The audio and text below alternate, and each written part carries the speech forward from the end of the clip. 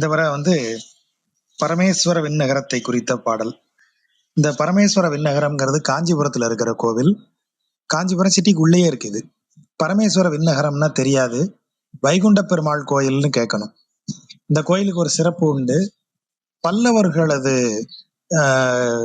இதுல அரசுல நடந்த பல சம்பவங்கள், போர், வெளிநாட்டு தூதுவர்கள் வருகை, மணிமுடி தரித்தல், பல்லவ மன்னர்கள் பிறப்பு, இப்படி பல விஷயங்கள் அந்த கோவிலினுடைய சுற்று பிரகாரத்துல பேனல் சிற்பங்கள், அதாவது நமக்கு இந்த கட்டங்கட்டமா போட்டு படம் வரைஞ்சிருப்பாங்க இல்லையா கார்ட்டூன்ல, அத மாதிரி பேனல் சிற்பங்களாக அந்த பிரகாரம் முழுவதும் செதுக்கப்பட்டிருக்கும். ஒரு இது 2Dல 2 டைமென்ஷன்ல நிறைய விஷயங்கள் என்னன்னு தெரியல. ஆனா அதுல இன்னொரு சிறப்பு இருக்கு.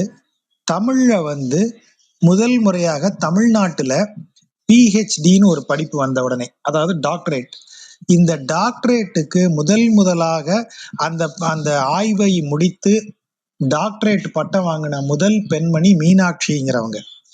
அந்த டாக்டர் மீனாட்சியினுடைய ஆய்வுக்கு அவங்க எடுத்துக்கொண்டது இந்த பரமேஸ்வர விண்ணகரத்துல இருக்கக்கூடிய சிற்பங்களை. தமிழின் முதல் PhD வாங்கிய பெண்மணி இந்த கோயிலை பத்தின, இந்த கோயில இருக்கிற சிற்பங்களை குறித்த ஆராய்ச்சியை தான் பண்ணியிருக்காங்க. அது குறித்து ஒரு கட்டுரை இருக்கு. அது எங்க தேடினேன், எனக்கு இப்ப கிடைக்கல. அது அப்புறம் கிடைச்ச உடனே அதை வேணா பார்க்கலாம். அந்த கோவில் தான் பரமேஸ்வர விண்ணகரம். பரமேஸ்வர விண்ணகரம்ங்கிறது பல்லவனுடைய பெயர்கள்ல ஒன்று. பரமேஸ்வர பல்லவன் சொல்றது. ஆய்வுகளின்படி 2ஆம் நந்திவர்மனுக்கு தான் அந்த பெயர் இருக்குங்கிறாங்க. ஆகவே 2ஆம் நந்திவர்மனை தான் இந்த பல்லவர்கோன்கிற வார்த்தை, இந்த பாடல்கள்ல வரக்கூடிய பல்லவர்கோன்கிற வார்த்தை 2ஆம் நந்திவர்மனை குறிப்பதாக சொல்லலாம். 2ஆம் நந்திவர்மன் தானாங்கிறது கொஞ்சம் எனக்கு நினைவுல இருந்து சொல்றேன். ஆனா நந்திவர்மன்கிறது நந்திவர்ம பல்லவனுடைய கோயில் தான் அது, அவன் கட்டிய கோயில் தான் அது. ஆக அந்த கோயில் இன்றைக்கும் பார்க்கறதுக்கு ரொம்ப அழகா இருக்கும். வைகுண்ட பெருமாள் அங்க இருக்கிறவர். ஆகவே அது வைகுண்ட பெருமாள் கோயில் என்றே சொல்லப்படும். ஏன்னா பரமபதநாதன்கிறது அங்க இருக்கிற சிவருடைய பெயர். அங்கே ஒவ்வொரு இதுக்கு மட்டும்தான், ஏகாதசிக்கு மட்டும்தான் அந்த இது திறப்பாங்க. 3 இது இருந்தும் கிடந்தும் நின்ற கோலம் மாட கோயில். ஆகவே நீங்க மேல ஏறி போய் கோபுரத்துல 2 அடுக்குலையும் பெருமாள் இருப்பார். கீழே இருக்கிற இதுல நின்றுட்டு இருப்பார், மேல உட்காந்து அதுக்கு மேல படுத்து அந்த மாதிரி இருக்கிறது. ஆனா அது ஒரு நாள் மட்டும், இந்த மாதத்துல ஒரு நாளும் நம்ம தான் திறப்பாங்க. நீங்க மேல போய் பார்த்துட்டு வரலாம். அந்த கோயில் ASI கண்ட்ரோல்ல இருக்கு. ரொம்ப அருமையான கோயில். சிட்டிக்குள்ள அப்படி ஒரு கோயில் நம்ம கற்பனையே பண்ண முடியாது, அவ்வளவு அழகா இருக்கும். வாய்ப்பு இருப்பவர்கள் அந்த கோயில பார்த்துட்டு வாங்க. காஞ்சிபுரம் காமாட்சி அம்மன் கோயில்ல இருந்து நடந்து போற தொலைவு தான். இப்ப வெயில்ல நடக்கிறது கஷ்டம், வெயில் இல்லாத பொழுது நீங்க நடந்தே போயிடலாம், அவ்வளவு பக்கம் தான் அந்த கோயில். ஆகவே அந்த வைகுண்ட பெருமாள் கோயில பார்த்துட்டு வாங்க. அந்த வைகுண்ட பெருமாள் கோயில் தான் இங்கே பாடப்படுகிற திருப்பரமேஸ்வர விண்ணகரம். தாயார் அங்க ரொம்ப அழகா இருப்பாங்க, வைகுந்தவல்லி, அந்த அம்மாவும் ரொம்ப அழகா இருப்பாங்க, பார்த்துட்டு வாங்க. சொல்லு வன்சொல் பொருள் தான் அவை ஆய், சுவை ஊறு ஒலி நாற்றமும் தோற்றமும் ஆய், நல் அரண் நாரணன் நான்முகனுக்கு இடம்தான். இடம் தான், தான்னா பெருமாளை சொல்றது. அவனே இடம். யாருக்கு? சொல்லு. சொல்லு என்பது சப்தாகாரத்தை குறிக்கக்கூடியது ஒரு சொல். அதை எப்படி சொல்லலாம்னா இந்த இடத்துல ஓம்காரம் அப்படின்னு சொல்லலாம். இந்த பிரணவம் தான் அனைத்திற்கும் தொடக்கம். சொல்லு, இந்த சொல் அப்படிங்கிறது பிரணவத்தை குறிக்கும். இப்போ எப்படி நம்ம ஏற்கனவே பார்த்தோம், மிருகங்கள்ல மா அப்படின்னா விலங்கு. தமிழ்ல நமக்கு எதையும் அந்த எந்த விலங்குன்னு சொல்லாத பட்சத்துல மா என்னும் சொல் விலங்குகளுக்கு அரசனான சிங்கத்தை குறிக்கும். அதே மாதிரி புல் என்பது பறவை. அந்த எந்த பறவைன்னு சொல்லல அப்படின்னா, இப்ப நாகனவாய் புல் அப்படின்னு சொல்லணும், அப்ப அது மைனான்னு நமக்கு தெரியும். அப்ப இந்த புல்லுங்கிறது என்ன பறவைன்னு சொல்லாமல் வெறுமன புல் என்று சொல்லப்பட்டால் அது பறவைகளுக்கு அரசனான கருடனை குறிக்கும் அப்படின்னு நம்ம சொல்ற மாதிரி, சொல் அப்படிங்கிறது எதை குறிப்பிடுகிற சொல். அது அந்த சொல் எதை பற்றியது, எதை குறித்த சொல் அப்படின்னு எதுவும் சொல்லவில்லை என்ற வேதத்தின் சொல், வேத சொல். அப்படி அத மாதிரி அந்த சொல்ங்கிறது எதை குறிக்கும்னு, எதற்குரிய சொல்லுன்னு சொல்லப்படாமல் சொல் என்று தனித்து வரும்போது அதை இந்த சொற்கள் எல்லாம் பொருள் தரக்கூடிய இந்த சொற்கள் அனைத்தும் பிறப்பதற்கு மூலமாக இருந்த ஒலியான ஓம்காரத்தை குறிப்பதாக கொள்ளலாம். ஆகவே இந்த இடத்துல சொல் அப்படின்னு சொல்லும் போது அந்த முதற் சொல், இன்றைக்கும் ஓமுக்கு எந்த பொருளும் கிடையாது, நீங்க எந்த பொருள் வேணாலும் கொடுத்துக்கலாம். ஆனா ஓம்ங்கிறது ஒரு ஒலி. ஆமா, அந்த ஒலி, அந்த முதல் ஒலியாக தோன்றியவனும் அவன்தான். அதனாலதான் சொல்லுன்னு சொல்லிட்டு பின்னாடியே வன் சொல்னு அடுத்த சொல்ல கொண்டு வராங்க. வன்னுனா அந்த இடத்துல வலிமையான சொல். ஏன் அது வலிமையான சொல் என்று சொல்லப்பட்டது? வலிமையான சொல் என்று ஏன் சொல்லப்பட்டது என்றால், அது நிலைத்து நிற்பதால், வேறு எதாலும் அதை அழிக்க முடியாததால் வேதம் வன் சொல் என்று சொல்லப்பட்டது.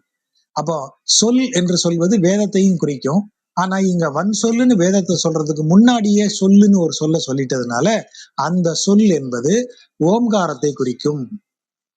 மாண்டூக்கிய உபநிஷத்துல இதை பற்றி குறிப்பு இருக்கிறது. இப்படித்தான் இருக்கும் அதுல, மாண்டூக்கியத்துல. ஆகவே ஓம் என்கிற ஒரு ஒலியாகவும், ஆதி மூலமான ஒலியாகவும், அதன் பிறகு வேதங்களாகவும், அவற்றின் பொருளாகவும், எல்லாமாகவும் அவனே ஆனவன். அவை ஆய் அவையாக ஆனவன். இதற்கு பிறகு சரி, இது எல்லாமே என்னது? மேல சொன்ன மூணையும் யோசிச்சு பாருங்க. ஒலி, ஒரு வேதங்கள், பிறகு பொருள். இப்படி இது வேதத்தின் பொருள். இதெல்லாம் மீனிங்காக இருக்கக்கூடியது. அப்ப இது எல்லாமே ஒரு இது இல்லாதது, உருவம் இல்லாதது. உருவம் இல்லாததுன்னு சொல்றதை விட இது எதுவுமே அனுபவிக்க முடியாத ஒன்று. அதாவது ஒரு உங்களுக்கு என்ன எக்ஸ்பீரியன்ஸை கொடுக்கும் அப்படின்னு சொல்லி வரும்போது, இது எல்லாமே உங்களுக்கு ஒரு பூமிக்கு மேல இருக்கக்கூடிய விஷயங்களா, பூலோகத்துல இருக்கக்கூடிய விஷயங்களுக்கு மேலானதாக இருக்கவற்றை பேசும் அப்படின்னு சொல்லலாம். அப்போ பூமியில் பிறந்த ஒருவருக்கு என்ன நடக்கும், என்ன கிடைக்கும் அப்படின்னு சொன்னா, அதுக்கும் ஒரு வழி சொல்றாங்க. சுவை, ஊறு, ஒலி, நாற்றம், தோற்றம். இதை எவ்வளவு பிரில்லியண்டா சொல்றாரு பாருங்க. சுவைங்கிறது என்ன? நா எனப்படும் ஐம்புலன்களில் ஒன்றான நாக்குக்கு எது இனிமை தருமோ, நாக்கிற்கு எது விருப்பமானதோ அது சுவை எனப்படுகிறது. அப்ப எவையெல்லாம் சுவையூட்டுமோ அது அத்தனையும் சுவை. ஏன்னா எனக்கு இனிப்புங்கிற சுவை எனக்கு பிடிக்கும், உங்களுக்கு உப்புங்கிற சுவை பிடிக்கலாம், ஒருத்தருக்கு புளிப்புங்கிற சுவை பிடிக்கலாம். அவை இனிப்புன்னு சொல்லி புளிப்புன்னு சொல்லி சொல்லாம சுவைங்கிற ஒரே சொல்லால அதை குறிப்பிடுகிறார். அப்ப இந்த சுவை என்பது என்ன? புலன்களால் அனுபவிக்கப்படுகிற இன்ப உணர்வு எதுவோ அதைத்தான் இங்க சுவை என்று சொல்லுகிறார். அவன் என்ன ஆயிருக்கான் பாருங்க இறைவன். இப்ப நம்ம நவவித சம்பந்தம்னு ஒண்ணு முன்னாடி அடிக்கடி பேசியிருக்கோம். அதாவது இறைவனுக்கும் இந்த பக்தனுக்குமான உறவு எப்படிப்பட்டது, அதாவது அதை பாவம்னு சொல்றது. அதாவது எப்படி இறைவனோடு நம்முடைய உறவை நாம் பாவித்துக் கொள்ளலாம் அப்படின்னு சொல்லி சொல்லப்படுவது. அப்படி பாவித்துக் கொள்ளக்கூடிய உறவுகளில் ஒன்று போக்தா போக்தே அப்படின்னு சொல்லி, போக்தேயர்னு சொல்றது, போக்த்ரு அப்படின்னு சொல்லுவாங்க. அப்படின்னா என்ன அர்த்தம்? அனுபவிக்கப்படுவதும் அனுபவிப்பவனும் ஆகிய ரெண்டு பேர். அப்ப யார் அனுபவிக்கப்படுவது? இறைவன். அனுபவிப்பவன் யாரு? ஜீவான்மாவாகிய மனிதன். நாம் அனுபவிக்க, இறைவன் அனுபவிக்கப்படும் பொருளாக இருக்கிறான். அந்த பாயிண்ட் தான் இங்க கொண்டு வர்றாரு. சுவை என்பது நாவாகிய நம்முடைய புலன் அனுபவிக்கும் ஒரு இன்பம், அந்த இன்பமாக மாறி. ஊறு தொடு உணர்வு, ஒலி காது கேட்கக்கூடியது, நாற்றம் நமது மூக்கு சுவாசிக்கக்கூடியது, தோற்றம்ங்கிறது வடிவம், கண்கள் காணக்கூடியது. அப்போ புலன்கள் ஒவ்வொன்றும் எவற்றையெல்லாம் அனுபவிக்குமோ அப்படி அனுபவிக்கப்படும் பொருளாகவும், அனுபவிக்கும் போது நமக்கு மகிழ்ச்சியை ஏற்படுத்தக்கூடிய ஒன்றாகவும் ஆகி, அப்ப அவன் தான் இதெல்லாமா இருக்கான். எப்படி ஒரு சூக்ஷ்ம வடிவமாக இருக்கக்கூடிய சொல், வன் சொல், அதன் பொருளாக விளங்குபவன், நாம் அனுபவித்து மகிழக்கூடியவ அனுபவங்களுக்கான பொருளாகவும் அனுபவங்களுக்கான உணர்வாகவும் விளங்குகிறான். அப்படிப்பட்டவன் தான் நல் அரண் நாரணன் நான்முகனுக்கு இடம்தான். அவனே மூன்று தெய்வங்களாகவும் தானே தான் இடம்னா அந்த மூன்று தெய்வங்களாகவும் தானே இருக்கிறான் என்று சொல்லுற பொருள். அப்படி இருக்கக்கூடிய அவன் எங்க இருக்கான் இப்போ? தடம் சூழ்ந்து அழகாய கச்சி. தடம்ங்கிறது நீர்த்தடம், அதாவது தடாகம், குளங்களால் சூழப்பட்டு அழகுமிக்க கச்சி. கச்சிங்கிறது காஞ்சி, கச்சியம்பதி அப்படின்னு சொல்றக்கூடியது திருக்கச்சி இப்படின்னு சொல்லுவாங்க. கச்சி காஞ்சியினுடைய பெயர். சோ அழகாய கச்சி, ரொம்ப அழகாக இருக்கக்கூடிய காஞ்சிபுரத்துல. எதனால் அழகு பெற்று இருக்கிறது காஞ்சிபுரம்? அதை சுற்றி இருக்கக்கூடிய நீர்நிலைகளால் அழகு பெற்று இருக்கிறது. அந்த காஞ்சிபுரத்துல பல்லவன் வில்லவன் என்று உலகில் பலராய் பலவேந்தர், அதாவது இந்த உலகத்துல பல்லவன் வில்லவன் பல பல பேர்களை வச்சுக்கிட்டு எத்தனையோ ராஜாக்கள் இந்த உலகத்துல இருக்கலாம், அரசர்கள் இருக்கலாம். அவர்கள் அப்படிப்பட்ட அரசர்கள் எல்லாம், வேந்தர்கள் எல்லாம் வணங்கு கழல் பல்லவன். அதுல ஒரு நுட்பம் இருக்கு. கழல்ங்கிறது என்ன அப்படின்னா, ஆண்கள் காலில் அணியும் ஆபரணம். இப்ப பெண்கள் கால்ல தண்டைன்னு அணிவாங்க. அது எப்படி இருக்கும்னா, இப்ப இவ சில கண்ணகி வச்சிருந்தா இல்லையா சிலம்பு, சிலம்புக்கு இன்னொரு வழின்னா தண்டை. இந்த தண்டைங்கிறது எப்படி இருக்கும்னா, காலில் அப்படி போட்டு உள்ள குழல் மாதிரி வச்சு பெருசா அப்படி ஒத்தையா சுருட்டி இருப்பாங்க. இந்த குழலுக்கு உள்ள மணிகள் போட்டிருப்பாங்க. ஸோ அது ஒரு ஒரு ஒரு ஒரு ஹாலோவான ஒரு குழல். அப்படி அதுல வெளியில வேலைப்பாடுகள்லாம் செஞ்சு அப்படி காலில் அப்படி மாட்டுவாங்க. உள்ளுக்குள்ள அந்த மணிகள் இருக்கிறதுனால நடக்கும்போது அந்த உள்ளுக்குள்ள அந்த குழாய்க்குள்ள அந்த உருண்டு உருண்டு ஒரு சத்தத்தை ஏற்படுத்தும். கொலுசுல மணிகள் வெளியே இருக்கிற மாதிரி இதுல உள்ள இருக்கும். ஆண்கள் அதே மாதிரி கழல் அப்படின்னு காலில் அணிவாங்க. எப்ப கழல் அணிவாங்க தமிழ் மரபுல அப்படின்னா, எப்போது ஒருவன், அதாவது ஒரு ஆண்மகன் சிறுவன் என்கிற வயதிலிருந்து மாறி தனித்து போர் செய்யும் திறனுடன் விளங்குகிறானோ, அப்ப அவனுக்கு காலில் கழல் அணிவித்து இவனை இனிமே ஒரு ஆளா கணக்குல எடுத்துக்கங்க அப்படின்னு. அது வரைக்கும் அவன் சின்ன பையன், ஸ்டூடெண்ட். இப்ப இவன் ஒரு ஆளியா, இவனையும் ஒரு ஆளா கணக்குல எடுத்துக்கலாங்கும் போது அவனுக்கு கழல் அணிவிப்பாங்க. கழல் அணிவிப்பது ஒரு ஒரு செய்கை, ஒரு ஒரு மங்கள செய்கை மாதிரி. அவன் குவாலிஃபைடுன்னு சொல்றது. இந்த கழல் ஆண்களுக்கு எப்ப அணிவிப்பாங்கன்னா, அவர்கள் போர்க்கலையில் பயிற்சி பெற்று முடித்த பிறகு வழங்குவார்கள். சர்டிபிகேட் மாதிரின்னு வச்சுக்கோங்க, டிகிரி சர்டிபிகேட் மாதிரி. ஆகவே போர்த்தொழில் சிறந்தவர்களுக்கு கழல் வழங்கப்படுவதால் அந்த கழலுக்கு வீரக்கழல் என்றும் பெயர் உண்டு. இப்போ இவ்வளவு பெரிய விளக்கம் எதுக்கு சொல்றோம்? இவர் என்ன அப்ப கழல் எங்க அணிவாங்க? காலில் அணிவாங்க. இவர் என்ன சொல்றாரு? பல்லவன் வில்லவன் என்று உலகில் பலராய் பலவேந்தர். இந்த உலகத்துல பல பல பெயர்ல வேந்தர்கள் இருக்காங்கப்பா. பல்லவன் வில்லவன் எல்லாம் பேரை வச்சு நிறைய பேர் இருக்கான். அவையெல்லாம் யாருடைய கழலை வணங்குகிறார்களாம்? பல்லவன் மல்லையர்கோன். மல்லைங்கிறது கடல் மல்லை, திருமல்லை. மாமல்லபுரத்தை உடையவனாகிய பல்லவ மன்னன். அந்த இடத்துல பல்லவ மன்னனின் கழலை ஊருக்குள்ள பலரும் பல்லவன் வில்லவன் சொல்லிட்டு தெரியலாம்பா. ஆனா அத்தனை பேரும் யார் காலில் விழறாங்க? கழல் பணிந்த, அவன் கழலை பணிகிறார்கள். கழல் என்பது காலில் இருப்பது. அப்ப கழலை வணங்குகிறார்கள் என்ன அர்த்தம்? அவனுடைய காலில் பணிகிறார்கள். அப்படி பணியக்கூடிய பல்லவ மன்னன் யாரு? அவன்தான் மல்லையர்கோன், அதாவது திருமல்லை நாட்டை மகாபலிபுரத்தை உடையவனாகிய அவன் பணிந்த பரமேஸ்வர விண்ணகரம் அதுவே. அப்படி பிற மன்னர்களெல்லாம் வணங்கும், அவன் திருவடியில் வணங்கக்கூடிய பெரும் மன்னவனான பல்லவன், அவன் பணிந்து வணங்கக்கூடிய திருப்பரமேஸ்வர விண்ணகரம் என்கிற இந்த ஊரில் அவனுடைய இடம் அமைந்திருக்கிறது. எவனுடைய இடம்?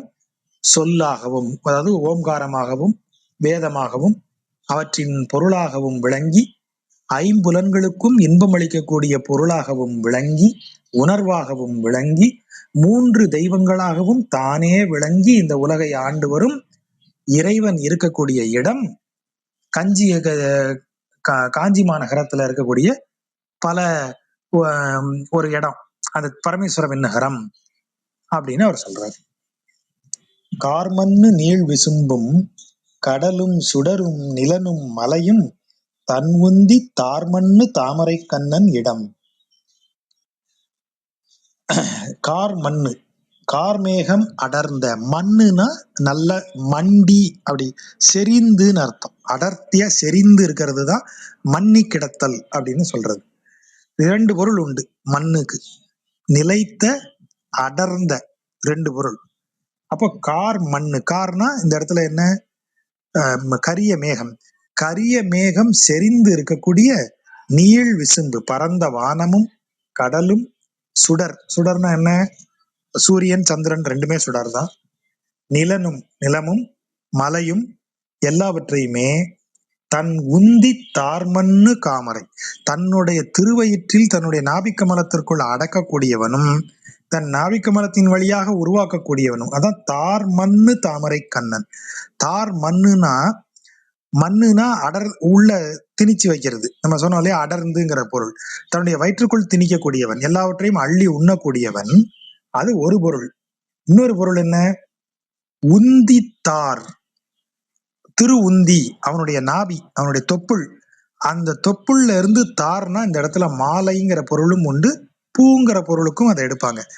அவன் வயிற்றிலிருந்து, நாவிக்கமலத்திலிருந்து வந்த அவற்றில் இவை எல்லாவற்றையும் உருவாக்குகிறான். ஏன்னா இவன் தானே படைக்கிறான். படைக்கிறதுக்கு தானே பிரம்மனை உருவாக்குறான். ஆக இவனுடைய திருவடி தாமரை, திருவுந்தி தாமரை, அவனுடைய தொப்புளிலிருந்து வரக்கூடிய தாமரையிலிருந்து இதை எல்லாவற்றையும் அவன் என்ன செய்வான்? பிறப்பிக்க கூடியவன். அப்படிப்பட்ட அவன் இருக்கும் இடம்தான் தடம்மா மதில் சூழ்ந்து அழகாய கச்சி. போன பாட்டுல காஞ்சிக்கு அழகு என்ன சொன்னாரு? நீர்நிலைகள் சுத்தி இருக்கிறதுனால அது அழகுனாரு. இப்ப என்ன சொல்றாரு?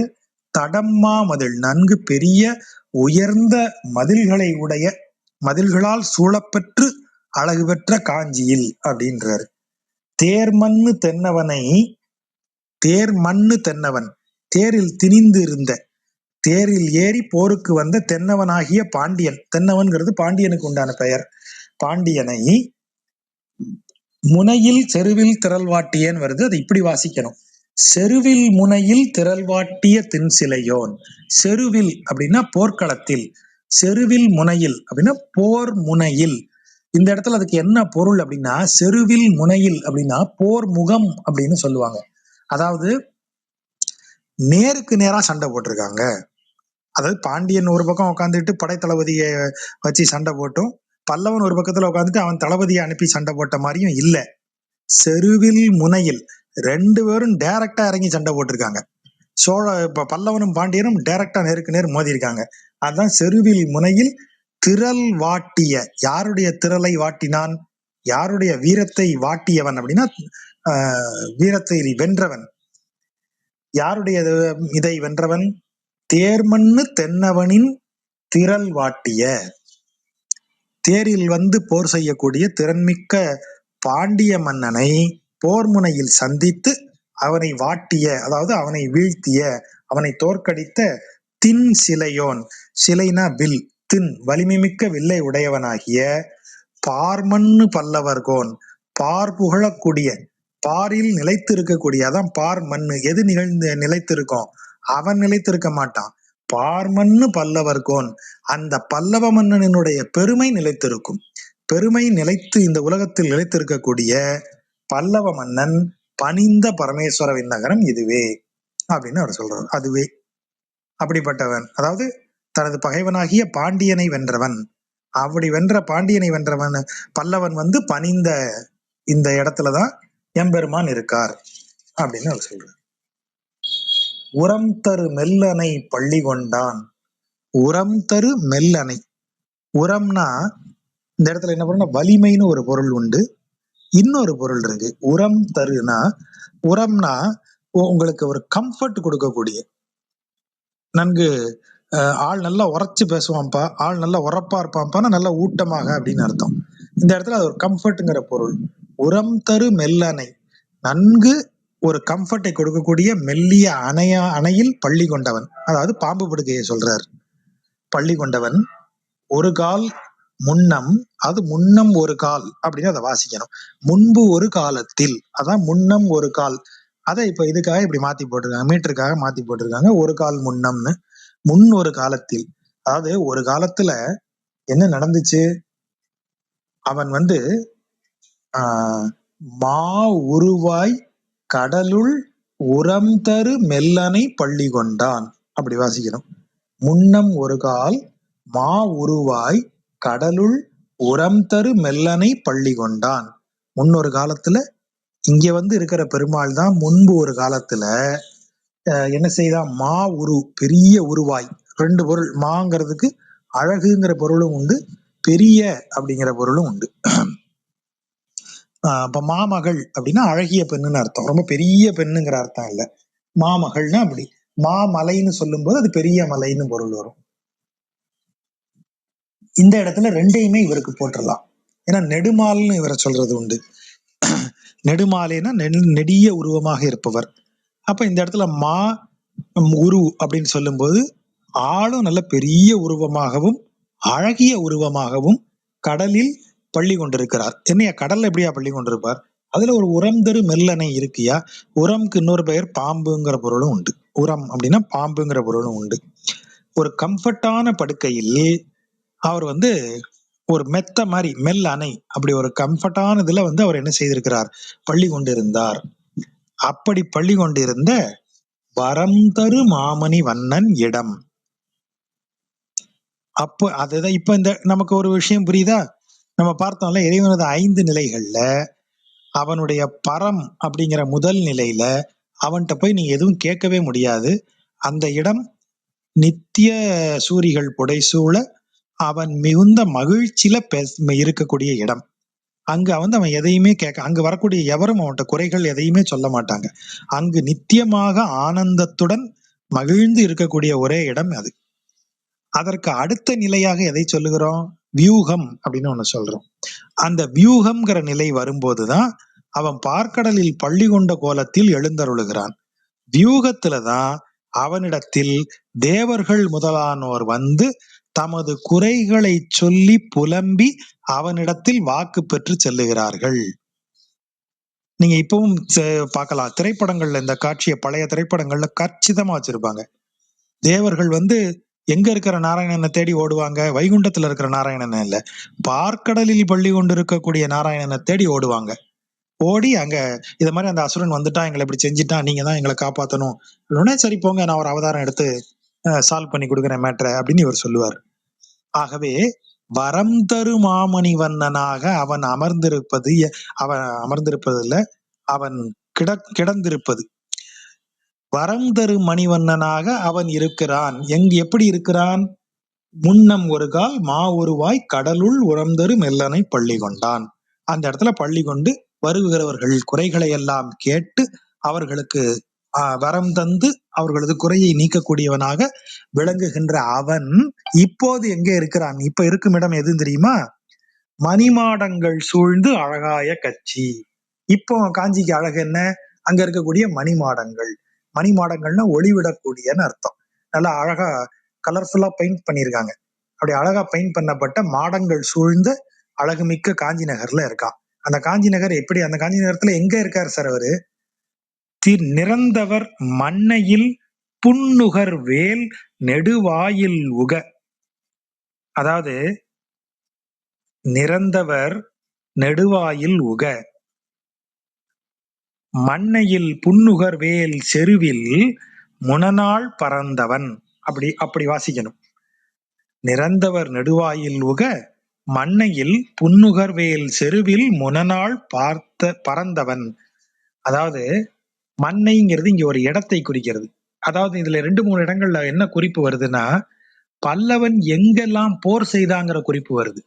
இப்ப மண்ணை அப்படின்னு ஒரு இடம் இருக்கு, 3 சுழியின் நை. அது எந்த இடம்னு எனக்கு தெரியல, கொஞ்சம் கவனிச்சு தேடி பார்த்தோம்னா கண்டுபிடிச்சிடலாம். மண்ணைங்கிற இடத்துல நடந்த போர்ல அந்த போர் அந்த மண்ணைங்கிற இடம் எதுவாக இருக்கிறது அப்படின்னா, இந்த காஞ்சி நகருக்குரிய வாயிலாக அமைந்திருக்கிறது. அந்த வாயில் தான் நெடுவாயில் அப்படின்னு இந்த இடத்துல வருது. அந்த மண்ணைங்கிற இடத்துலதான் காஞ்சி நகருக்குள்ள நுழைவதற்கான என்ட்ரன்ஸ். அதுதான் அப்படி ஒரு என்ட்ரன்ஸ்ல பகைவர்கள் சூழும் போது கையில அவன் என்ன எடுத்துட்டு போறான் இந்த பல்லவ மன்னன்? புன்னுகர் வேல், புண்ணை நுகரக்கூடிய வேல். புண்ணுங்கிறது என்ன? எதிரிகளின் உடலை துளைப்பதால் அந்த புண்ணை உருவாக்கக்கூடியது. அதுதான் புண்ணை நுகர்கிறதுங்கிறான். புண்ணை உருவாக்க ஆசையா இருக்கு, புண்ணை அனுபவிக்க ஆசையா இருக்கு இந்த வேலுக்கு. இந்த வேல் எதிரி உடம்புல புண்ணை உண்டு பண்ணுகிறது. அப்படி உண்டு பண்ணுவதற்கு ஆவலாக இருக்கக்கூடிய வேல், அதான் புண் நுகர் வேல். புண்ணை நுகரக்கூடிய வேல், புண்ணை அனுபவிக்கக்கூடிய வேல். இது எதிரிக்கு புண்ணை உருவாக்குவதில் மிகுந்த இன்பமுடைய வேலை கையில் எடுத்துக்கொண்டு அந்த மண்ணை என்கிற இடத்தில் அந்த நெடுவாயிலுக்கு உள்ளே நுழைய முயன்ற எதிரிகளை, அதான் நிறந்தவர். நிறந்தவர்னா அந்த எதிரிகள் வந்தவர்னு அர்த்தம். போருக்கு வந்தவர், நிறையாக வரிசையா வந்தவங்க தான் நிறந்தவர். அப்படி வந்த எல்லாரையும் நெடுவாயில் உகன அழிய, அந்த நெடுவாயிலில் அழியும்படியாக தனது வேலை வைத்து வீரம் காட்டிய பல்லவர்கோன், பல்லவ மன்னன் பணிந்த பரமேஸ்வர விண்ணகரம் அதுவே. அப்படி வந்து தனது எதிரிகளை தனது வேலால் சாய்த்து தனது ஊருக்குள்ள புக விடாது அவங்கள அப்படியே நெடுவாயிலோடய வச்சு அழித்த பெரிய வேலையுடைய பல்லவ மன்னன் வந்து பணிந்த இடத்துலதான் யார் இருக்கா? என்னுடைய தலைவர் இருக்கார். என்ன எப்படி இருக்கார்? உரம்தரு மெல்லனை, அதாவது ஒரு முன்னம் ஒரு கால் மாவுருவாய் கடலுள் உரம்தரு மெல்லனை பள்ளி கொண்டான். வரம்தரு மாமணிவண்ணன் இருக்கும் இடமா இந்த இடம் தான் இருக்கு. அண்டமும் என் திசையும் நிலனும் அலை நீரொடு வான் எரி கால் முதலா உண்டவன் எந்தை பிரானது இடம். நமக்கே தெரியும், அண்டம், என் திசை 8 திசைகள், நிலம், அலை நீர் அதாவது கடல், வான், எரினா தீ, கால்னா காற்று, முதலா இதை போன்ற எல்லாவற்றையும் உண்டவன், அனைத்தையும் பிரளய காலத்துல இறைவன் விழுங்கிருவான். விழுங்கி தனது வயிற்றில் வைத்திருப்பான்.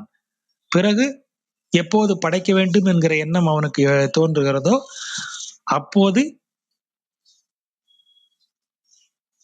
தனது திருவுந்தியிலிருந்து அவற்றை வெளியே கொண்டு வந்து இந்த உலகை படைத்து பிரம்மன் மூலமாக படைப்பை ஆரம்பிப்பான். ஆகவே இது எல்லாவற்றையும் உண்டவன் எந்தை பிரான், என்னுடைய தலைவனாகிய பிறன், என்னுடைய தலைவனாகிய அவன் இருக்கும் இடம். எந்த இடம்? ஒளிமாடங்கள் சூழ்ந்து அழகாய கச்சி. மணிமாடம்னு ஒண்ணு சொன்னோம், அது அதனுடைய நிறத்தால் பெயர் பெற்றது. இன்னொன்னு என்ன? அங்கு தீபங்களை எல்லாம் ஏற்றி அந்த ஊர் அழகாக வைத்திருக்கிறார்கள். அதனால அது ஒளி மாடங்கள் சூழ்ந்த கட்சியாக மாறுகிறது. அது பகல்ல வந்து பாரியா மணி மாதிரி ஒளி வீசிட்டு இருக்கும் அந்த ஊரு. ராத்திரி வந்து பாரு, விளக்கு ஏத்தி ஒளியினால் அந்த ஊர் அழகா இருக்கும். அப்ப மாடங்கள் நிறைந்த ஊர் அது. அது பகலில் அதனுடைய மணியாலும் அதனுடைய இரவில் அதனுடைய ஒளியாலும் புகழ்பெற்ற அந்த அழகுமிக்க காஞ்சியில் விண்டவர் இண்டை குழாமுடனே, விண்டவர்னா பகைவர், இண்டை குழாம் அப்படின்னா அவனை சேர்ந்தவர்கள்னு அர்த்தம். பகைவர்களும், விண்டவர்னா பகைவர், பகைவரும் பகைவரை சேர்ந்த குழாமும், இண்டை குழாம்னா அவனை சேர்ந்தவர்களும் விரைந்தார். எதுக்கு விரைந்தார்? இவனை அழிப்பதற்கு விரைந்து வந்தார், அதான் விரைந்தார். விண்டவர் இண்டை குழாமுடனே விரைந்தார். பகைவர்கள் அவர் ஆட்களை சேர்த்து கொண்டு அவங்க எல்லாருமே ஒரு கும்பலா வந்து இவனை எதிர்க்கிறதுக்கு வேகமா வராங்க. அப்படி வந்தவர்கள் இரியன அழிந்து போகும்படி செருவில் முனிந்து, போர்க்களத்தில் கோபத்துடன், முனிந்துனா கோபப்படுதல், செருவில் முனிந்து அதாவது பகைவர்கள் வந்து விரைந்து வருகிறார்கள் எங்க? போர்க்களத்திற்கு. அந்த செருவில் விரைந்தார், அதான் அப்படி கொண்டு கூட்டி பொருள் கொள்ளணும். விண்டவர் இண்டை குழாமுடனே செருவில் விரைந்தார். அதாவது போர்க்களத்துக்கு எதிரிகள் பெரிய அவங்களுடைய ஆட்களை எல்லாம் கூட்டுட்டு வேகமா வராங்க. இவன் அதை பார்த்து கோவப்படுறான். முனிந்து பண்டு ஒரு கால் வளைத்தான் பணிந்த. ஒரு கால் வளைத்தான் அப்படின்னா சிலையை, அதாவது வில்லை வளைத்தல்னு பொருள். ஒரு கால் வளைத்தான்னு வருது. சிலையை, வில்லை வளைக்கிறதுக்கு ஏன் ஒரு கால் வளைத்தான்னு வரணும் அப்படின்னா, முன்னாடி வில்லுல வந்து பல வகை உண்டு. அதுல ஒரு குறிப்பிட்ட வில் வந்து பெரிய வில். அதாவது அந்த வில் எப்படி அதை விடணும்னா, அந்த வில்ல கைகளால நீங்க தூக்கி விட முடியாது. என்ன செய்யணும்னா, அந்த வில்லு வந்து உங்களை விட கொஞ்சம் உயரமா இருக்கும், 6 அடிக்கு மேல உயரமா இருக்கும்னு வச்சுப்போம்.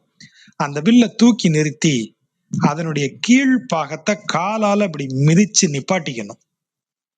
அதற்கு பிறகு நீளமான கிட்டத்தட்ட பாதி ஈட்டி சைஸ்ல இருக்கிற அம்பு யானைகளையும் தேர்களையும் கேடயங்களையும் துளைத்து போகும்படியான விசையான பெரிய அம்புகளை செலுத்தக்கூடிய வில் அது. அப்படி காலால மிதிச்சிட்டு ஒரு கையால பிடிச்சு இன்னொரு கையால வில்ல நல்ல தோல் வலி இருக்கணும். நல்ல பவர்ஃபுல்லான தோல் இருந்தாதான், அந்த புஜ வலிமை இருந்தாதான் அந்த பெரிய வில்ல நீங்க அம்பை மாட்டி இழுக்கவே முடியும். அப்படி இழுத்து நீங்க விடணும். கையால தூக்கி நிறுத்த முடியாது அந்த வில்ல. அந்த வில்லோட கனத்துக்கு காலால மிதிச்சுட்டு தான் நீங்க அப்படி ஒரு வில்ல இழுத்து விடணும். அப்ப அந்த அம்பு சாதாரண அம்பு மாதிரி இல்லாம சாதாரண அம்போட ஒரு 3 மடங்கு பெரிய அம்புன்னு வச்சுக்கோங்க. நீளமான அம்பு. அதுதான் யானைய போய் அடிக்கிற அம்பு. யானை அடிக்கிறதுக்கு அந்த மாதிரி பெரிய வில்லு வச்சுதான் எடுப்பாங்க. அப்படி இல்ல கூட்டமா அப்படி வரிசையா வரீங்கன்னா ஒரே அம்புல 3-4 பேரை சாச்சிடுற மாதிரியான அம்பு அது. அதை விடுறதுக்கெல்லாம் அசாத்தியமான தோல் வலிமையும் அந்த கண்ட்ரோல், பாடி கண்ட்ரோலும் வேணும். கிட்டத்தட்ட காலால மிதிச்சு நீங்க நிப்பாட்டி இருக்கிறதுங்கிறது அந்த விசை விடுபடும் போது உங்க காலில் தூக்கி அடிச்சிடக்கூடாது. கிக்கர் ஸ்டார்ட் பண்ண உடனே சம்டைம்ஸ் அது எதிர்த்து அடிக்கும் பைக்ல, அத மாதிரி ரிவர்ஸ் வரும். அதனால அதை பவர்ஃபுல்லா அப்படி காலால அதை பேலன்ஸ் பண்ண தெரியணும். அப்படிப்பட்ட வில்ல விடுறவனுக்கு தான் ஒரு கால் வளைத்தான்ங்கிற பொருள் வருகிறது. நம்ம ஒரு கால் வளைத்தான்னா அதை வில்ல விட்டான்னு சிம்பிளா முடிச்சிடுறோம். ஆனா வில்லினுடைய வகை பழங்காலத்துல விடுத பாத்தீங்கன்னா நமக்கு தெரியும். அதான் ஒரு கால் வளைத்தான். அப்படி முன்னாடி பகைவர்களை கூட்டமா அழிக்கிறதுக்கு அந்த மாதிரி பெரிய வில்ல வச்சு போர் செய்து வென்ற யாரு? பல்லவ மன்னன். அவன் பணிந்த பரமேஸ்வர விண்ணகரம் அதுவே. அங்கதான் இருக்காரு. யாரு? 8 திசைகளையும் வானத்தையும் நீளத்தையும் இந்த உலகத்துல இருக்கிற எல்லாவற்றையும் உண்டு விழுங்கிய பிரான் இருக்கும் இடம் இவன். இந்த வென்றி வெல்லக்கூடிய பெரும் வில்லை பயன்படுத்தி ஒரு காலாவதை வளைத்து வில்லை எய்து அம்பை எய்து தனது பகைவர்களை அவர்களை சேர்ந்தவர்களோடு அழித்த வீரம் மிக்க பல்லவன் பணிந்த பரமேஸ்வர விண்ணகரத்தில் இருக்கக்கூடியவன். தூம்புடை திண்கை வந்தாள் களிற்றின். எத்தனை டீட்டெயில் வைக்கிறாரு. தூம்பு அப்படின்னா எங்க ஊர் பாஷை அது. தூம்புனா என்னன்னா, முன்னாடி வீட்டுல கிச்சன் மத்த எல்லா இடத்துலயும் கழுவி விடுவாங்க. இப்ப மாதிரி மாப்புங்கிற கான்செப்டே அப்ப கிடையாது. மெழுகுதல், வீடு மெழுகு அப்படின்னு சொல்றது ஒண்ணு, வீடு கழுவி விடுறதுன்னு சொல்லுவாங்க. திருநெல்வேலி பக்கம் இன்னைக்கு வீடு கழுவி விட்டேன் அப்படிம்பாங்க. நீங்க வீட்டை துடைக்கிறத சொல்லல, அவங்க கழுவி விடுவாங்க. நான் செஞ்சிருக்கேன். வீட்டுல தண்ணி ஊத்தி தரைய நல்லா அப்படி விளக்கமாறால தேய்ச்சி கழுவி விடுறது. கழுவி விட்ட தண்ணி எப்படி போகும்? அதுக்குதான் ஒவ்வொரு ரூம்லயும் ஹோல் போட்டிருப்பாங்க. அந்த ஹோல் வழியே தண்ணி அடுத்த ரூமுக்கு போயிரும், அப்படி போய் வெளியில போயிரும். அந்த ஓட்டை போட்டிருக்காங்கல்ல தண்ணி வெளியே போறதுக்கு, அதுக்கு பேரு தூம்புன்னு பேரு. கிச்சன்ல ஒரு தூம்பு வச்சிருப்பாங்க. கிச்சன்ல ஒரு ஓட்டை இருக்கும். அது கழுவுற தண்ணி நேரம் வெளியில இருக்கிற சாக்கடைக்கு போய் விழும். அந்த தூம்பு அடைக்கிறதுக்குன்னே ஒரு கட்டை வச்சிருப்பாங்க. இப்படி நுனி கூர்மையாகவும் பின்னாடி கொஞ்சம் பெருசாகவும் வரும். கூம்பு வடிவத்துல கிட்டத்தட்ட ஒரு கூம்பு மாதிரியும் இருக்கக்கூடிய ஒரு கட்டை இருக்கும். அதை ராத்திரி ஆயிடுச்சுன்னா என்ன செய்வாங்கன்னா, இல்லாட்டி தூம்பு மடை அடைச்சியா அப்படி கேட்பாங்க. தூம்பு மடை அடைக்கணும் வேலையெல்லாம் முடிச்சுட்டு கழுவி விட்டுட்டு நீங்க பாத்திரம் கழுவி அதையெல்லாம் ஏனம் கழுவுறது. ஏனம் கழுவிட்டு தூம்பு மடையை அடைச்சிடணும் அந்த கட்டையை வச்சு. இல்லைன்னா சாக்கடையில இருந்து எலி பெருச்சாலியெல்லாம் என்ன செய்யணும்னா அந்த தூம்பு ஓட்ட வழியே வந்துடும். அது தூம்பு கட்டை தட்டுல வந்திருக்கு அப்படி சொல்லுவாங்க.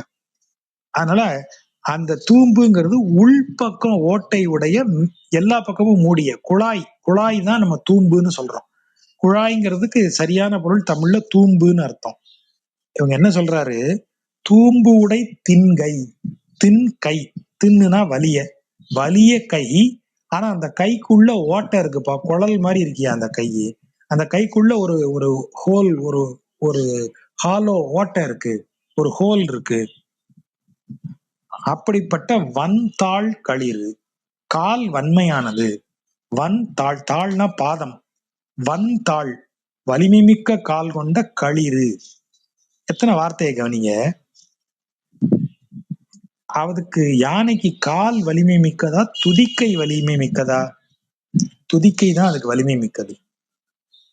ஆனா அவர் என்ன சொல்றாரு, தின்கை, ஓட்டை உடைய, தூம்பு உடை, ஓட்டை உடைய தின்கை, வலிமை மிக்க கைங்கிறாரு. அப்போ காலுக்கும் வன்கால்ங்கிறாரு. அப்போ திண்மைக்கும் இந்த வன்மைக்கும் என்ன டிஃபரன்ஸ்? தின்கை வன்கால்,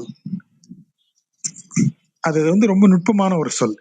தின் அப்படின்னா வலிமை. வலிமை என்பது இடம் உணர்ந்து, பொருள் உணர்ந்து, தகுந்த காரணங்களுடன் காட்டப்படுவது வலிமை.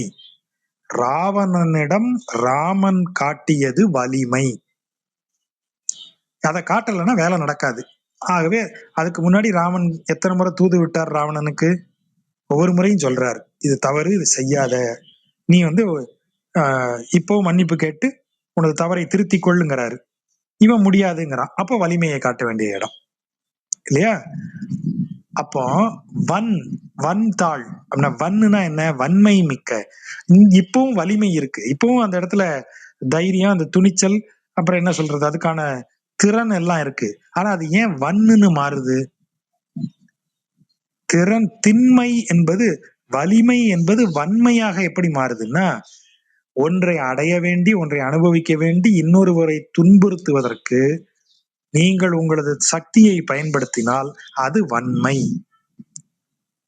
இன்னொருவரை காக்கும் பொருட்டு, பிறரது நலனின் பொருட்டு நீங்கள் ஒருவரிடத்தில் உங்கள் வலிமையை காட்டினால் அது திண்மை. அப்ப திண்மை என்பது இடம், பொருள், ஏவல் உணர்ந்து காட்டப்படும், நல்ல நோக்கத்திற்காக பயன்படுத்தப்படும் சக்தியை குறிப்பது. வன்மை எனப்படுவது ஒன்றை அடைய விரும்பும் ஆவலுடனோ, அல்லது பிறரிடமிருந்து ஒன்றை அபகரிக்கும் நோக்குடனோ, அல்லது அகந்தையின் நோக்குடனோ காட்டப்படும் சக்திக்கு பேரு வன்மை. இப்போ இது எங்க போடுறாரு? யானையினுடைய துதிக்கையை எடுங்க. யானையினுடைய துதிக்கை அவ்வளவு வலிமை மிக்கது. அதால ஒரு மரத்தை கூட சாச்சிட முடியும். துதிக்கையை வச்சு சுழட்டி அது ஒரு மரத்தையே பிடுங்கி போட்டுரும். துதிக்கையிட்ட மாட்டியாச்சுன்னா யாரும் தப்பிக்க முடியாது. ஆனா அதே துதிக்கையை வைத்து அது கீழே இருக்கிற குண்டூசியை எடுத்துரும். ஒரு பூவை அலுங்காம அதுக்கு பறிக்க முடியும். அதனுடைய துதிக்கை அப்படிப்பட்டது. ஆனா அதனுடைய கால் இருக்கே, அந்த காலை வச்சு அது என்ன செய்யும்? நடந்து போகும் தவிர, கோபம் வந்தா எல்லாத்தையும் போட்டு மிதிச்சு அழிக்கிறது அது கால் தான். துதிக்கை மாதிரி சாஃப்டா, துதிக்கை மாதிரி ஒரு அருமையான ஒரு காரியத்தை அதால செய்ய முடியுமா? யானை எதால ஆசீர்வதிக்குது மனிதர்களை? துதிக்கையால ஆசீர்வதிக்கும். காலால ஆசீர்வதிக்குதா? இல்ல. ஆனா மனிதர்களை அழிக்கும் போது துதிக்கையால சுருட்டி தரையில் வீசி காலால மிதிச்சுதான் கொல்லும். அதனுடைய கால் வன்மையை காட்டக்கூடியது. அதனாலதான் காலுக்கு அவர் வன்தாள்னு போடுறாரு, துதிக்கைக்கு தின்கை அப்படின்னு போடுறாரு. தூம்பூடை தின்கை வந்தாள் களிறு, அதனுடைய துயர் தீர்த்து. அப்படிப்பட்ட யானை எது? இது கஜேந்திரன். கஜேந்திரனுடைய துயர் தீர்த்தார், அதாவது கஜேந்திர மோட்சம், அதை குறிப்பிடுவது. யானை நமக்கு தெரியும் இல்லையா? அது முதலை அந்த யானையினுடைய காலை கவ்வுகிறது. யானை ஆதி மூலமேன்னு இவனை கூப்பிடுது. இவன் உடனே கருடனில் ஏறி விரைந்து தனது சக்கராயுதத்தால் அந்த முதலையை கொன்று யானைக்கு விடுதலை தருகிறார். அந்த யானைய தான் இந்த இடத்துல சொல்றார்.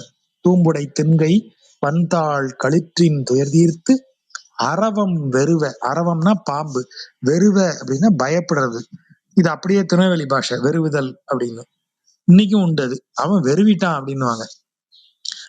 அவனை கூட்டு போறியா, அவன் அங்க போனாலே வெறுவிடுவான் அவனை பார்த்தாலே அப்படின்னு சொல்றது. அப்படின்னா வெறுவுதல்னா அஞ்சி நடுங்குதல்னு அர்த்தம்.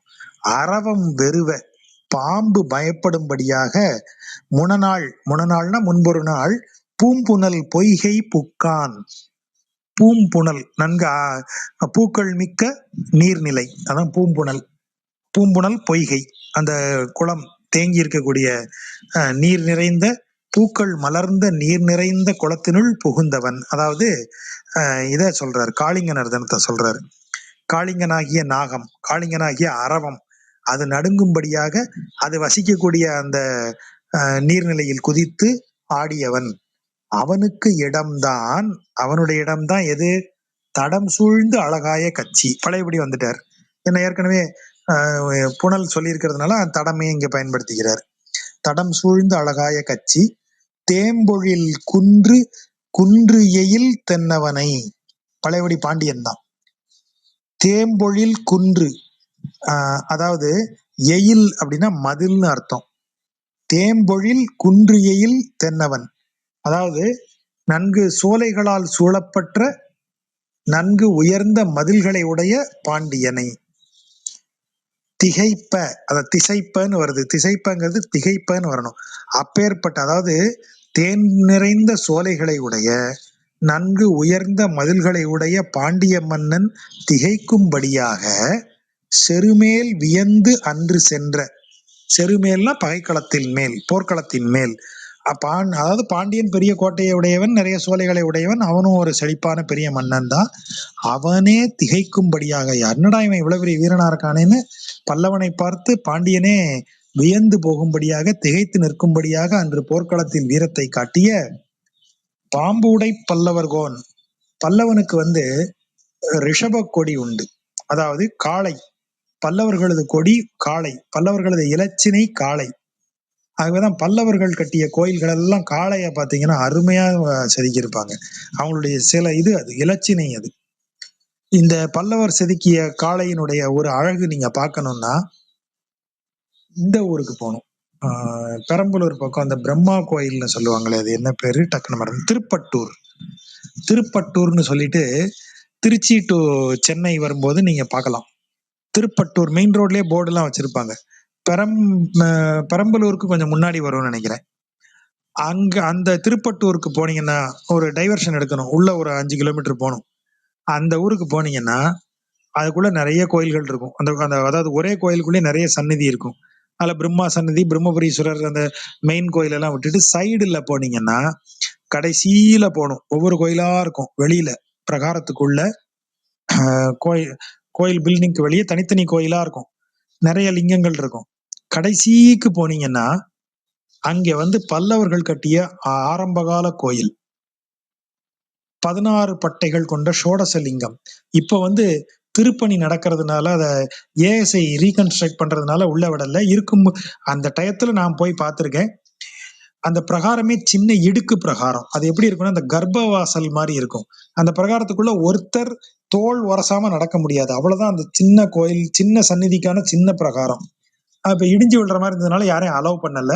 அந்த மாதிரி சிறிய பிரகாரம் அது. அந்த பிரகாரத்துக்குள்ள இந்த 16 பட்டை கொண்ட லிங்கம் இருக்கும், ஒரே ஒரு சன்னதி. அப்படியே நீங்க அதை பாத்தீங்கன்னா மாமல்லபுரத்துல இருக்கிற கடற்கரை கோயில அங்க அப்படியே பார்க்கலாம். அதுக்கு எதிர ஒரு கல் மண்டபத்துக்குள்ள ஒரு நந்தி வச்சிருப்பாங்க, செதுக்கி இருக்கும். அந்த நந்தியை ஒரு முறை போய் பாருங்க. அந்த நந்தியினுடைய சிறப்பு என்னங்கிறத நீங்க அங்க போய் பார்த்த பிறகு சொல்லணும். இப்பவே சொன்னா சரியா இருக்காது, நீங்க பார்த்தாதான் நல்லா இருக்கும். திருப்பட்டூர்னு பேர். அது பல்லவர்கள் கட்டியது. பல்லவர்கள் கட்டிய எல்லா இடத்துலயுமே பல்லவர்களது ரிஷபம் மிகுந்த அழகுடையதாக இருக்கும். சிறிய கொம்புடன் இருப்பதாகவும், நன்கு வளர்ந்த திமிழுடனும் வளைந்த திமிழுடனும், கழுத்துல அந்த மடிப்போடு கூடிய தசை, அந்த சதை தொங்கலோட இருக்கக்கூடியது பல்லவர்களது இது. முகம் குரங்கினை ஒத்த முகம், கபீஷ முகம்னு சொல்லுவாங்க. நந்தி முகம் நீளமா இருக்காது, குரங்கு மாதிரி இப்படி கீழ்த்தாடையெல்லாம் பாத்தீங்கன்னா குரங்கு மாதிரி இப்படி மடிஞ்சு இருக்கும். அது பல்லவர்களது ஸ்டைல். அப்படிப்பட்ட முகம் சின்ன முகமா இருக்கும், உடம்பு சைஸுக்கு இருக்காது. டக்குன்னு பெரிய தலையோடு சிறிய வாயோடு டக்குன்னு வாய் முடிஞ்சிடும். தலை சைஸுக்கு, கொம்பு விரிஞ்ச சைஸுக்கு அந்த இப்படி ஒரு முக்கோணம் மாதிரி கீழே உருண்டையா இருக்கும் வாய். அதுதான் பல்லவர்கள் நந்தியினுடைய அம்சம். ஆனால் அவர்கள் சில காலம் பாம்பை கொடியாக வைத்திருந்தார்கள்ங்கிறது ஒரு மரபு உண்டு. இது எப்படி வரலாற்று ரீதியாக சொல்லப்படும்னா, பல்லவர்கள்லயே 2-3 பல்லவர்கள் உண்டு. இப்போ நாயக்கர்கள்ல எடுத்தீங்கன்னா தஞ்சை நாயக்கர் மரபு ஒண்ணு இருக்கு, மதுரை நாயக்கர் மரபு ஒண்ணு இருக்கு, செஞ்சி நாயக்கர் மரபு ஒண்ணு இருக்கு. 3 நாயக்க மரபு தமிழ்ல இருக்கு. நம்ம நிறைய நேரங்கள்ல செஞ்சி நாயக்கர்கள் தான் ஆந்திரா, கர்நாடகா எல்லா இடத்துக்குள்ளேயும் போயிட்டு வந்திருக்கிறாங்க. அந்த இப்ப இருக்கக்கூடிய சித்தூர் வரையில அப்படி ஓசூர், அந்த தேங்கனிக்கோட்டை, இந்த வழியா கோயமுத்தூர், சேலம் வழியா ஒரு பெரிய பெல்ட் செஞ்சி நாயக்கர்கள் கையில இருந்தது. அது ஒரு தனி நாடாக இருந்திருக்கு. அப்ப இந்த 3 நாயக்கர் மரபுகளும் பெரிதாக இருந்திருக்கிறது. அவங்களும் கோயில்லாம் கட்டி இருக்கிறாங்க. அப்ப அதே மாதிரி பல்லவர்கள்லயும் 2-3 பல்லவர்கள் இருந்திருக்கலாம். அதில் ஒரு பல்லவனுடைய கொடியாக பாம்பு இருந்திருக்கலாம். ஆனா பெரும் புகழ்பெற்ற நந்திவர்ம வல்லவன் இவங்க எல்லாருக்குமே கொடியாக இருந்தது ரிஷபம் தான். நரசிம்மவர்ம வல்லவர், இவங்க எல்லாருக்கும் கொடி இதுதான், ரிஷபம் தான். ஸோ வேற ஏதாவது ஒரு பல்ல, ஏன்னா இவர் ஒரு பாட்டுல சொல்றாரு இல்லையா, பல்லவன் வில்லவன் பல மன்னர்கள் இருந்தாலும் அவங்க இந்த இந்த பல்லவனுக்கு அடிபணிந்தவர்கள்னு சொல்றாங்க இல்லையா. அப்ப வேற பல்லவர்கள் இருந்திருக்கலாம். அதனால பாம்பு கொடி அவர்களுக்கு கூடதான் இருந்திருக்கலாம். ஆகவே பாம்பு உடை பல்லவர்கோன் பணிந்த பரமேஸ்வர விண்ணகரம், அப்படிப்பட்ட பாம்பு கொடியுடைய பல்லவன் பணிந்த அப்படின்னு சொல்றாரு. தின்படை கோளரியின் உருவாய், தின்படை வலிமை மிக்க படைக்கலம் கொண்ட வலிமை மிக்க சிங்கம். சிங்கத்தினுடைய வலிமை மிக்க படைக்கலம் எது? அதனுடைய நகம். ஆகவே நரசிம்ம அவதாரத்தை சொல்றாரு. தின்படை கூறிய நகங்கள் தான் இங்கு தின்படை என்று சொல்லப்பட்டது. கோளரியின் உருவாய் வலிமை மிக்க சிங்கத்தின் உருவாக மாறி, திரளோன் திறன்மிக்கவனாகிய இரண்யன். திரளோன் அகலம், அவனுடைய அகலம்னா அவனுடைய மார்பை அப்படி அகலமாக கிழித்த, செருவில் முனநாள் புண்பட போழ்ந்த பிரானது இடம்.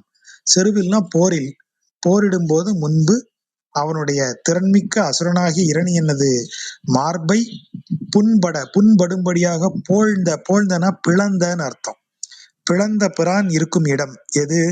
பொறுமாடங்கள் சூழ்ந்து அழகாய கட்சி. அது என்ன பொறுமாடங்கள்? ஒன்றுக்கொன்று பொருந்தி நிற்கும் மாடங்கள். அதாவது ஒன்றுக்கடுத்து ஒன்றாக அப்படி பொருந்தி நிக்குது, ஒண்ணுக்கு ஒண்ணு துருத்திக்கிட்டு முன்னையும் பின்னையுமா இல்ல, ஒன்றோடொன்று பொருந்தி அழகாக விளங்கக்கூடிய மாடங்கள். ஆகவேதான் பொறுமாடங்கள்னு சொல்றார். பொறுமாடங்களால் சூழப்பட்ட அழகிய காஞ்சி மாநகரில் வெண்குடை நீழல் செங்கோல் நடப்ப, மன்னவனுக்கு உரிய இது அம்சங்கள் எதெல்லாம்? வெண் கொற்ற குடை, அது பேரே கொற்ற குடை. கொற்றன்னா மன்னன் அர்த்தம், கொற்றவன் பூமியை ஆள்பவன் அர்த்தம். வெண் குடை அவனது குடை, அந்த குடையின் நிழலில் செங்கோல் நடப்ப, செங்கோல் நடப்பன்னா ஆட்சி செய்கிறேன்னு அர்த்தம். விடை வெல்கொடி, இந்த இடத்துல விடை வெல்கொடி வந்துருச்சா? விடைங்கிறது என்ன? காளை, ரிஷபம். விடை வெல்கொடி வெல்லும் ரிஷப கொடி, வெற்றியை தரக்கூடிய ரிஷப கொடி. அவனுடைய கொடி பறக்குதுப்பா அப்படின்னு சொல்றோம். இப்ப அவன் வென்று விட்டான்னு அர்த்தம். அவன் வென்று அவனுடைய விடை கொடி அது படரும்படியாக வேல் படை முன் உயர்த்த, அதாவது முன்னால போகிற வேல்படை வெற்றியை அறிவிக்கும் விதமாக இந்த விடை கொடி, இந்த ரிஷப கொடியை தூக்கி பிடிக்குது. அதுக்கு பின்னாடி என்ன போகுது?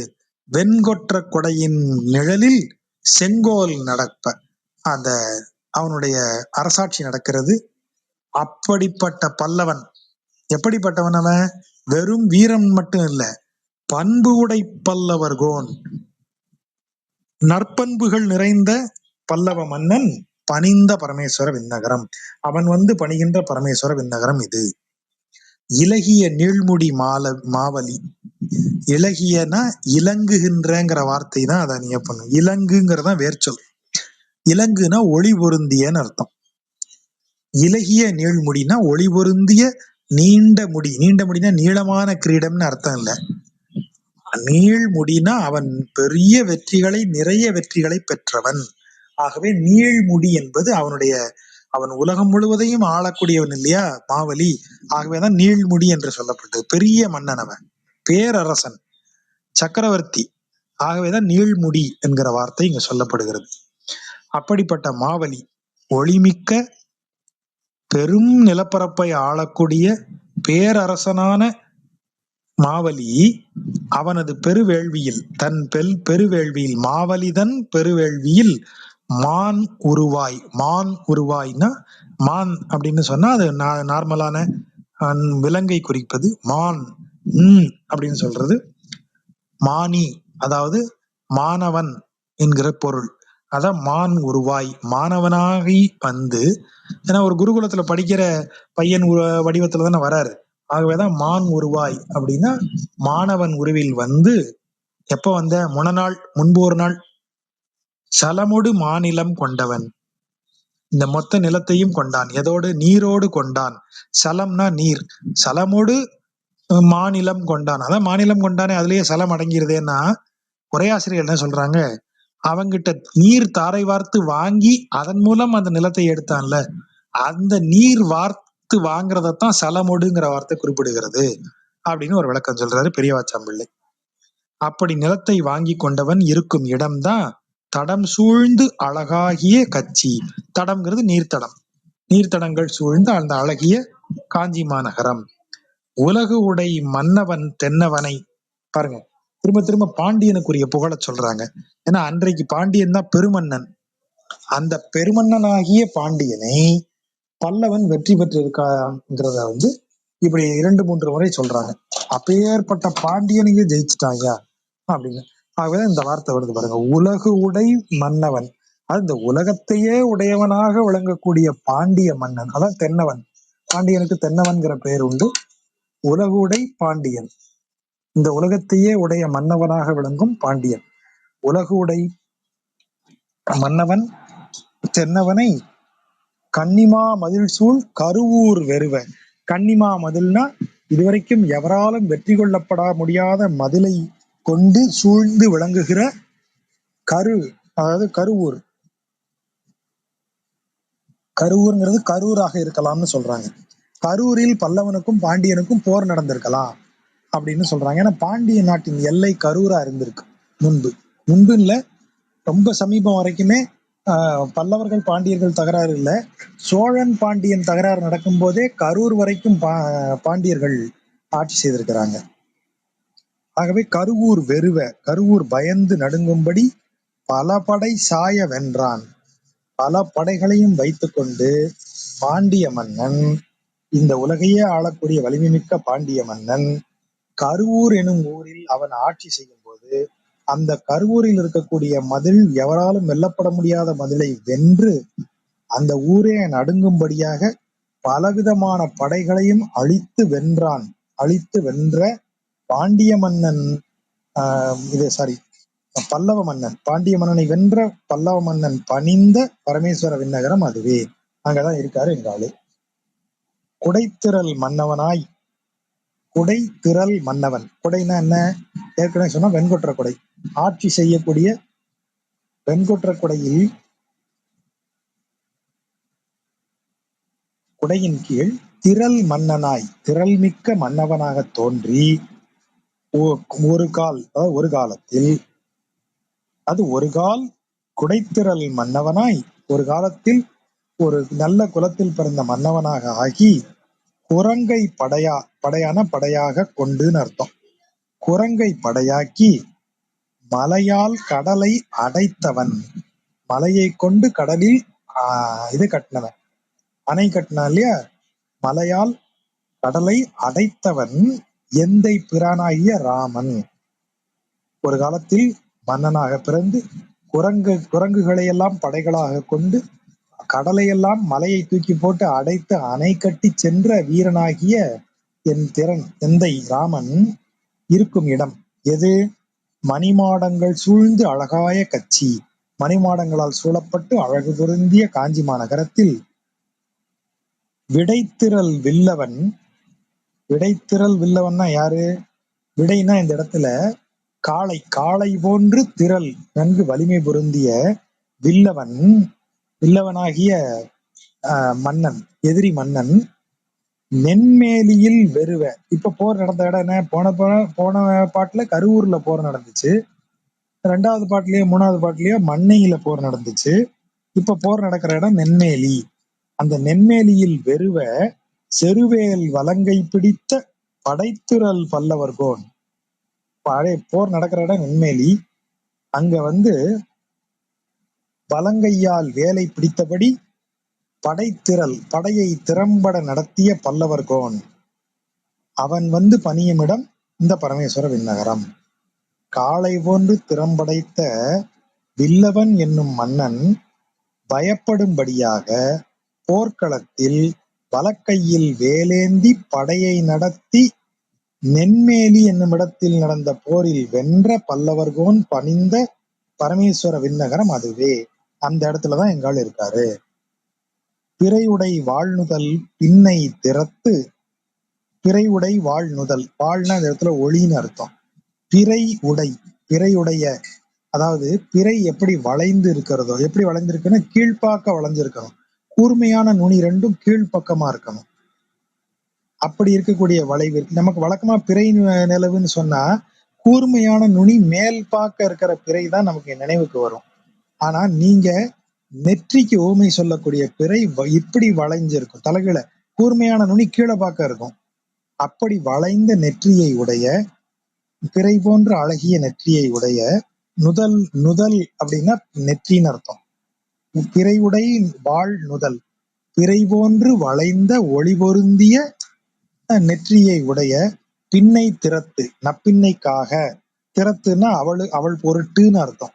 நப்பின்னையின் பொருட்டு முன்னே ஒரு கால், முன்பு ஒரு காலத்தில், செருவில் அதாவது போர்க்களத்தில், உருமின், உருமுன்னா உருமுதல், உருமுதல்னா நமக்கு ஒரு ஓசைன்னு நினைக்கிறோம். ஆனா இன்னொரு அர்த்தம் இருக்கு. உருமு அப்படின்னா இடின்னு அர்த்தம்.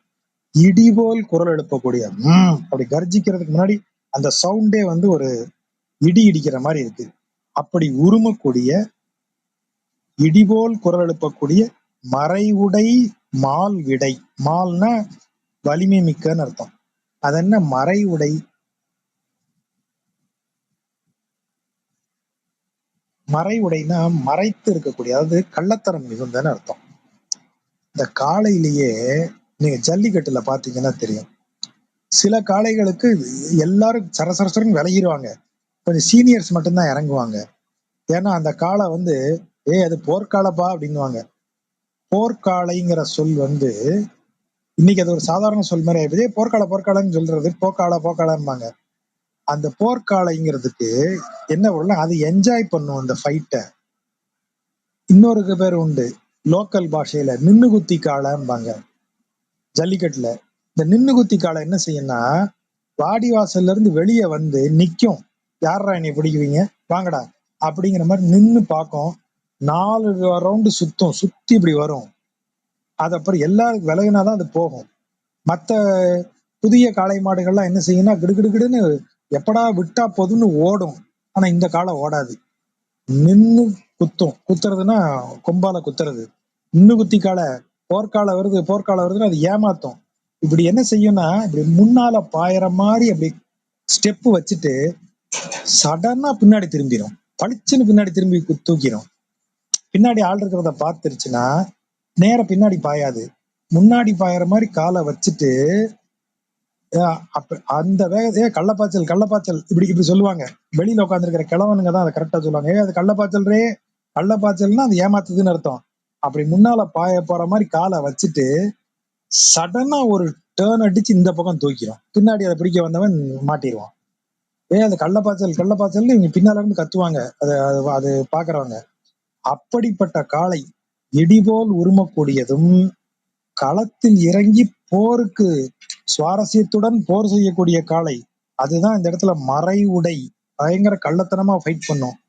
அப்பேற்பட்ட காளைகள் 7, மால்விடை 7 அடர்த்தார்க்கு, அடர்த்தார்னா அடக்கினார், அடக்கியவர் தான் இருக்கும் இடம்தான் எது, நப்பின்னைக்காக இடிபோல் உருமக்கூடிய, நன்கு போர் செய்யும், போருக்குரிய நுணுக்கங்கள் நுட்பங்கள் எல்லாம் தெரிந்த 7 காளைகளையும் அடக்கியவர் இருக்கும் இடம்தான் தடம் சூழ்ந்து அழகாய கட்சி. அங்க வந்து எந்த அப்படிப்பட்ட இடத்துல யார் வந்து அங்க வணங்குறா அவனை, கரை உடை வாழ் எல்லாம் கரையா இருக்கு. என்ன கரையா இருக்கு, ரத்தக்கரையா இருக்கு. அதை துடைக்க கூட நேரம் இல்லாதபடி எதிரிகளை அழித்து கொண்டிருக்கக்கூடிய மன்னவர்கள் இருக்காங்க. அவங்கதான் கரையுடை வாழ் மரம்னா வீர மன்னர் கெட. அதாவது இவன் எதிரின்னு வர்றவெல்லாம் சாதாரண ஆள் இல்ல, வாளுல ரத்தக்கரையே காயாத அளவிற்கு எதிரிகளை வெல்லக்கூடிய இவனுடைய எதிரி மன்னர்கள் எல்லாத்தையும் கெட்டு போகும்படி இவன் ஜெயிச்சிருக்கான். கரையுடை வாழ் மரமன்னர் கெட, கடல் போல முழங்கும் குரல் கடுவாய் பறையுடை பல்லவர். அதாவது போர்க்களத்துல இறங்கி இவர் இப்படி ஓசை எழுப்பி கொண்டு அந்த போர் செய்கிறார். அவருடைய ஓசை எப்படி இருக்குது, கடல் போல முழங்கும், கடலின் ஓசை போல முழங்கக்கூடிய குரல் கடுவாய் பறை, கடுவாய்ப்பறை, வாயிலிருந்து பறை ஒலிக்கு நிகராக அப்படி அலை ஓசை போல் குரல் எழுப்பி கொண்டு போர்க்களத்தில் பாய்ந்து போர் செய்யக்கூடிய எதிரிகளை கொன்ற கரை நீங்காத வாளை உடைய மன்னர்களை எல்லாம் தோற்கடித்த பல்லவர்கோன் பணிந்த பரமேஸ்வர விண்ணகரம் அதுவே. அங்கதான் எங்க பெருமான் இருக்கிறார். பார்மன்னு தொல்புகழ் பல்லவர்கோன் பணிந்த பரமேஸ்வர விண்ணகர் மேல் பாரில் நிலைத்த புகழையுடைய தொல்புகழ் பழம்புகழ் மிக்க பல்லவ மன்னன் வந்து பணிந்த பரமேஸ்வர விண்ணகரத்தில் கார்மன்னு நீழ்வயல் மங்கையர்தம் தலைவன். கார்மன்னு நீழ்வயல், அது என்ன கார்மண்? வயல்ல அப்ப கருமேகங்கள் சூழ்ந்திருக்குமா? கார் மண்ணு, கார் என்பது கார்மேகம் அப்படின்னா மேகம் நீரை கொண்டிருப்பதால் கார்மேகம் எனப்பட்டது. அதை இன்னொரு விதமா சொல்றோம், மேகம் சினைப்பட்டு இருக்கிறது. சினை, மேகம் பிரசவிக்கிறது நீரைத்தான் பிரசவிக்கும். அப்ப அது எதை சூழ் கொண்டு, அதனாலதான் என்ன சொல்றாங்கன்னா சூழ் மேகம், சூழ் கொண்ட மேகம்னு சொல்லுவாங்க. சூழ் கொண்ட மேகம்னா என்ன அர்த்தம்? அது நீரை தனக்குள் வைத்திருக்கிறது. எப்படி ஒரு தாய் ஒரு குழந்தையை தனக்குள் வைத்திருக்கிறாளோ அதை போல மேகம் தனக்குள் நீரை வைத்திருக்கும் போது கருமை நிறம் அடைகிறது. ஆகவே கார்மேகம் என்பது சினை மேகம் என்கிற பொருளில் சூழ் மேகம் என்று சொல்வார்கள். அப்ப மேகம் சூழ் கொண்டால் கார்மேகம். வயல் கார் வயல்னு ஏன் சொல்றான்? வயல் விளைந்து நெல் மணிகளையும் பயிர்களையும் தாங்கி நிற்பதால் அது கார்மண்ணு நீழ்வயல் எனப்பட்டது. மேகத்துக்கு நீர் நிறைந்திருக்கும். இந்த நீழ்வயல் முழுவதும் என்ன நிறைந்திருக்கு? பயிர் நிறைந்திருக்கு. ஆகவேதான் கார்மண்ணு நீழ்வயல்னு சொல்றான். வயலெல்லாம் கர்ப்பமா இருக்கு. அதான் எதை கர்ப்பம் கொண்டு இருக்கிறது? வயல். கார், இந்த இடத்துல கார் கர்ப்பம் என்னது? முழுவதுமே வயல், நெல், கரும்பு, இந்த மாதிரி பயிர்களால் நிலைத்த அப்படிப்பட்ட வயல்கள் சூழ்ந்த திருமங்கை நாட்டினுடைய தலைவன் ஆகிய கலிகன்றி அவன் குன்றாது உரைத்த, அவன் எந்த இலக்கண இலக்கிய குழப்பங்களும் இல்லாமல், எந்த இதுவும் தயக்கமும் இல்லாமல் சொன்ன சீர்மன்னு செந்தமிழ் மாலை வல்லார், சீர்மிமிக்க புகழ்மிக்க தமிழில் உருவாக்கிய இந்த பாமாலையை சொல்ல வல்லவர்கள் திருமாமகள் தன் அருளால், தாயார கூப்பிட்டார், தாயாராகிய பிராட்டியினுடைய அருளால் உலகில் தேர் மன்னராய் ஒலிமா கடல் சூழ் செழுநீர் உலகாண்டு திகழ்வர்களே. திருமகளின் அருளால் இந்த உலகில் தேர் செலுத்தும் மன்னராக மாறி ஒலிக்கும் கடல் சூழ்ந்த இந்த பெரிய உலகத்தை நன்கு ஆண்டு மகிழ்வார்கள் அப்படின்னு பலன் சொல்றார். இதுல பாடல்கள் அமைப்பை பார்த்தோம்னா இது அந்த பல்லவ மன்னவனே நிறைய புகழ்ந்து பாடுற மாதிரி இருக்கு. அவரு புரவலரா இருந்தாருங்களா இந்த பாடல்களுக்கு இவருக்கு? ஆமா, அந்த பல்லவ மன்னன் அந்த கோவிலை கட்டினது ரொம்ப அன்னைக்கு பிரபலமான கோயிலா இருந்திருக்கலாம். இப்பவும் அந்த கோயிலுடைய அமைப்பை நீங்க போய் பாத்தீங்கன்னா கூட அந்த பல்லவ மன்னனை நிஜமாவே பாராட்டுவீங்க. இன்றைக்கும் அந்த கோயில் அவ்வளவு அழகோட இருக்கும். இன்றைக்கு அந்த மாடல்ல ஒரு கோயில் நம்மளால கட்ட முடியுமான்னு தெரியாது. அவ்வளவு பிரம்மாண்டமான சிலைகளோட, நிறைய சிலைகள் இப்ப இல்ல. அந்த கோயிலுடைய அதாவது எப்படி இருக்கும்னா, நடுவுல கோயில் இருக்குன்னு வச்சுப்போம், கோவிலை சுற்றி ஒரு சின்ன கேப் விட்டுருப்பாங்க. அந்த கேப்பை விட்டுட்டு பிரகாரம், ஸோ மழை பெய்தால் வெயில் அடிச்சாலும் நடுவுல தண்ணி தேங்கி நிக்கிற மாதிரி ஒரு சின்ன அந்த ஸ்பேஸ் மாதிரி இருந்து அதை சுத்தி பிரகாரம் அப்படி தனியா இருக்கும். அப்படி தனியா அப்படி எடுத்து வச்ச மாதிரி இருக்கும். நடுவுல அந்த கோயில் இருக்கும். அந்த சைடு ஒவ்வொரு வாசல்லையும் இந்த பிரகாரம் எப்படி இருக்கும்னா செவ்வக வடிவமாக நமக்கு பிரகாரம் இருக்கும் இல்லையா? எல்லா பிரகாரம் இது அப்படி இருக்காது. இப்படி போய் இப்படி இப்படி நீங்க இப்படி வெளியில இறங்கி கோவில்ல தரிசனம் முடிச்சு சன்னிதானத்துல இருந்து இறங்குனீங்கன்னா ரைட் ஹேண்ட் சைடு திரும்புவீங்க. பிரகாரம் கிட்ட ரைட் ஹேண்ட் சைடு திரும்பி போயிட்டு திரும்ப இப்படி லேசா ஒரு பெண்ட் எடுத்து லெஃப்ட் போயிட்டு திரும்ப ஒரு கொஞ்சம் நடந்து அதுக்கப்புறம் ரைட்டு போய் அப்படி ஒரு சின்ன எல் கர்வு இருக்கும் ரெண்டு பக்கமும். அந்த அத்தனை எல் கர்வு பின்னாடி ஒரு 2 எல் கர்வு இப்படி ஒரு வளைவு. அப்ப அந்த சுத்தி இருக்கிற கோயிலுக்கு பின்னாடி ஒவ்வொரு இடத்துலயும் அவ்வளவு அருமையா பெரிய பெரிய சிற்பங்கள் ஒவ்வொன்றும் தொகுப்பா இருக்கும். இன்னைக்கு நிறைய அழிஞ்சு போச்சு. ஆனால் இப்ப நீங்க போய் பாருங்க, நல்லா இருக்கும். இந்த சுற்று பிரகாரத்துக்கும் கோயிலுக்கு நடுவுல கேப் இருக்கும்னு சொன்னோம் இல்லையா? இந்த சுற்று பிரகாரத்தை சுத்தி சிம்ம தூண் வரிசையா இருக்கும். அதுவே பார்க்க அவ்வளவு அழகா இருக்கும். நீங்க அந்த கோயில ஒரு முறை நேர்ல போய் பாருங்க. நீங்க பாட்டு எழுத முடிஞ்சா 50 பாட்டு எழுதி அந்த பல்லவ மன்னனை பாராட்டுவீங்க.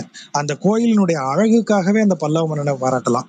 திருமங்கை மன்னன் நான் இதை படிக்கிறதுக்கு முன்னாடி அந்த கோயிலுக்கு போயிருக்கேன். திருமங்கை மன்னனை வாசிக்கிறதுக்கு முன்னாடி அந்த கோயிலுக்கு போயிருக்கேன். புலம்பிட்டே இருப்பேன். நம்ம காஞ்சி சிவா தான் என்னை அந்த கோயிலுக்கு முதல்ல கூட்டு போனாரு. யார் போனாலும் பரமேஸ்வர விண்ணகரம் யாராவது சிவாட்ட இந்த பரமேஸ்வர விண்ணகரம் போனா யாரு ஜாஜா சொல்லி விட்டாரா அப்படின்னு கேட்பாரு. அந்த அளவுக்கு அந்த கோயிலை நான் சொல்லிக்கிட்டே இருப்பேன். அப்புறம் மீனாட்சி அதை பிஹெச்டி பண்ணாங்கன்னு சொல்லி அப்புறம் ஜெயக்குமார்கிட்ட சொன்னேன். ஜெயக்குமார் நிஜமா நீ பாருன்னு. ஜெயக்குமார் பார்த்து அந்த கட்டுரை ஒன்று எனக்கு ஜெயக்குமார் தான் அனுப்பி வச்சாப்புல. ஆமா நான் அவங்க தான் அதை பண்ணியிருக்காங்க. மைக்கேல் லாக்கூட்டு கூட காஞ்சிபுரம் கோயிலை பத்தி எழுதி இந்த கைலாசநாதர் கோயில் எழுதியிருக்காரு. லாக்கூட் இதை பத்தி எழுதல. இன்னொரு ஒரு வெள்ளைக்காரர் ஒரு யூரோப் ஒருத்தர் எழுதியிருக்கான், பேர் மறந்து போயிட்டேன். அவர் எழுதியிருக்காரு இந்த கோயிலை பத்தி. அவ்வளவு பிரமாதமா இருக்கும் அந்த கோயிலினுடைய அமைப்பு, அந்த சிற்பங்கள், பேனல் எல்லாமே நமக்கு தெரியாது. அதுல குழந்தை பிறக்கிறதுல இருந்து மணிமுடி சூடுவதிலிருந்து இருந்து போர்க்கள காட்சிகள்ல இருந்து அதுலதான் இந்த கழுவேற்றும் காட்சி எல்லாம் இருக்கு. அதை பார்த்துட்டு திடீர்னு கிளம்பி இந்த பாருங்க கழுவேற்றுவதற்கு சாட்சி சமணர்களைன்றாங்க. அதுல கழுவேற்றி வச்சிருக்கிறவன் சிவாதான் என்கிட்ட காமிச்சாரு. இந்த பாருங்க இதை சொன்னாங்க என்கிட்ட அப்படின்னாங்க. ஐயோ நல்லா பாரியாவின் தாடி மீசையோட இருக்கான் கழுவுல ஏத்தினவன். சமணர்கள் நீ மொட்டையடிச்சு இது பண்ணி இருக்கிறவங்க எங்க இருந்து அவங்க தாடி மீசையோட இருப்பான். இது ஏதோ ஒரு கல்வனையோ அல்லது வேற ஏதோ எதிரி மன்னனையோ அவங்க கழுவேத்துறாங்க அந்த காட்சின்னு எல்லாம் சொல்லி அந்த அந்த இடமே அவ்வளவு பிரமாதமா அழகா இருக்கும். அதை பார்த்துட்டு அந்த பரமேஸ்வர விண்ணகரத்தை கட்டியதற்காக அந்த பல்லவனை அவ்வளவு பாராட்டி இருக்கார். அது நிச்சயமா அது அதாவது வழக்கமா பெருமாள் கோயில்ல பெரிய சிற்ப வேலைப்பாடுகள் இருக்காது. ஆனா இந்த கோயில் அப்படி இல்லை. இது பல்லவர்கள் பீரியட்லயே இவ்வளவு சிற்ப வேலைப்பாடுகளோட ஒரு பெருமாள் கோயிலை கட்டியிருக்காருங்கிறது இன்றைக்கும் வியப்புக்குரிய செயல். ஆகவே திருமங்கை மன்னன் அதை வியந்து பாராட்டி அந்த மன்னனை இவ்வளவு பாராட்டி இருக்காங்கிறதுல எந்த ஆச்சரியமும் இல்லை. திருமங்கை மன்னன் எந்த பீரியட் ராஜா? இவருடைய காலம் 8ஆம் நூற்றாண்டு நினைக்கிறேன் சார். செக் பண்ணி தான் சொல்லணும். 7ஆம் நூற்றாண்டு 8ஆம் நூற்றாண்டு. மாமல்லபுரத்துல உள்ள கல்வெட்டுல திருமங்கை ஆழ்வாரை பத்தி தான் குறிப்பு இருக்கேன். அது பின்னாடி இவங்க பண்ணிருக்கலாம், பிற்கால பல்லவர்கள் அல்லது அவங்க பண்ணிருக்கலாம். அது எனக்கு தெரியல. திருமங்கை மன்னனை குறித்த கல்வெட்டு இருக்கிறதாங்கிறது எனக்கு தெரியல சார். கேட்டு வேணா சொல்லலாம், விசாரிச்சு சொல்லலாம்.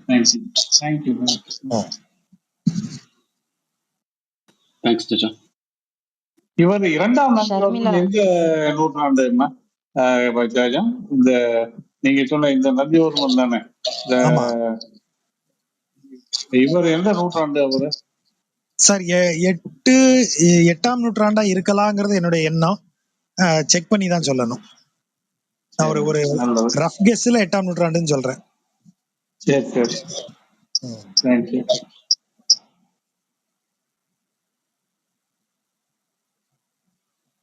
ஷர்மிளா. வணக்கம் ஜாஜா, வணக்கம் விஜய், வணக்கம் நண்பர்களே. ஸோ இல்லை, இப்போ இவர் அனந்தகிருஷ்ணன் சார் கேட்ட அதே கொஸ்டின் தான் கிட்டத்தட்ட. இப்போ நீங்கள் இதுக்கு முன்னாடி சொன்ன மாதிரி ஆண்டாள் பற்றி பேசும்போதோ ஒரு மதுரகவி ஆழ்வார் பற்றி பேசும்போதோ அவர்கள் ஆழ்வார்கள் லிஸ்ட்ல சேர்க்க மாட்டாங்க, பிகாஸ் அவங்க பெருமாளை இந்த இதில் பாடியிருக்காங்க அப்படின்ற மாதிரி சொல்லியிருந்தீங்க. பட் இவருமே கிட்டத்தட்ட பல்லவ மன்னர் எல்லா பெருமாளோட பெருமை எல்லாத்தையுமே சொன்னாலும் கடைசியில பல்லவ மன்னரை தான் ஏத்தி சொல்ற மாதிரி இருக்குல்ல. அப்போ இதை மட்டும் கன்சிடர் பண்றது அவங்களுக்கு ஓகேவா? இது ஜஸ்ட் சும்மா ஒரு குதிரங்கமான கொஸ்டின் தான், உண்மையான கொஸ்டின் இல்ல. பட் அதாவது இங்க இந்த பரமேஸ்வர விண்ணகரத்துல மட்டும்தான் அதை கட்டின மன்னவனை அவர் இவ்வளவு பாராட்டுறாரு. அவர் எழுதின 1000த்திற்கும் மேற்பட்ட பாடல்கள்ல வேற எங்கேயும் எந்த மன்னனையும் இவ்வளவு புகழல. இந்த 10 பாடல்கள்ல குறிப்பாக பரமேஸ்வர விண்ணகரம் எனப்படும் வைகுந்த பெருமாள் கோவில்ல இருக்க கோவிலை குறித்த அந்த திவ்ய தேசத்தை குறித்து மட்டும்தான் அவர் இவ்வளவு பாடுறாரே தவிர, அந்த மன்னனை பற்றி மட்டும்தான் இவ்வளவு சொல்றாரே தவிர வேற எங்கேயும் வேற எந்த மன்னனையும் இந்த அளவுக்கு புகழ்ந்து பாடல. ஆகவே இது அந்த கோயிலை கட்டி அந்த கோயிலை பார்த்த மகிழ்ச்சியில இன்றைக்கே அந்த கோயில் ரொம்ப சிறப்பான, ரொம்ப வித்தியாசமான, இதுவரைக்கும் நம்ம பார்க்காத பெருமாள் கோயிலாக அது விளங்கும். இப்போ தாடி கொம்புல இருக்கிற சவுந்தரராஜ பெருமாள் கோயில் சிற்ப வேலைப்பாடுகளுக்கு புகழ் வாய்ந்தது. ஆனா அது நாயக பீரியட், ரொம்ப பிற்கால நாயக பீரியட். அது நாயக பீரியட்ல அவங்க கிருஷ்ணாபுரம், ஸ்ரீவைகுண்டம், அப்புறம் இந்த தாடி கொம்பு, இந்த மாதிரி இடங்களில் எல்லாமே அவர்களது சிற்ப வேலைகளை செய்திருக்கிறாங்க. ஆனா பல்லவ பீரியடுல கோயில் கட்டுமானம் தான் பிரபலமே தவிர பல்லவர்கள்ல இவ்வளவு சிற்ப வேலைப்பாடுகள் மிக்க ஒரு இடம் கிடையாது. பல்லவர்களது சிற்பம்ங்கிறது வந்து கிட்டத்தட்ட ஓவியத்தை ஒரு பாறையில வடிப்பது மாதிரி தான்.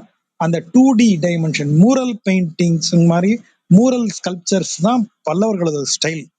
நீங்க இன்னைக்கும் நீங்க மகாபலிபுரம் போனீங்கன்னா அர்ஜுனன் தபசு எப்படி இருக்கும்? ஒவ்வொன்றும் தனித்தனி சிலையா இருக்காது, அந்த பாறையில புடைப்பு சிற்பமா இருக்கும்.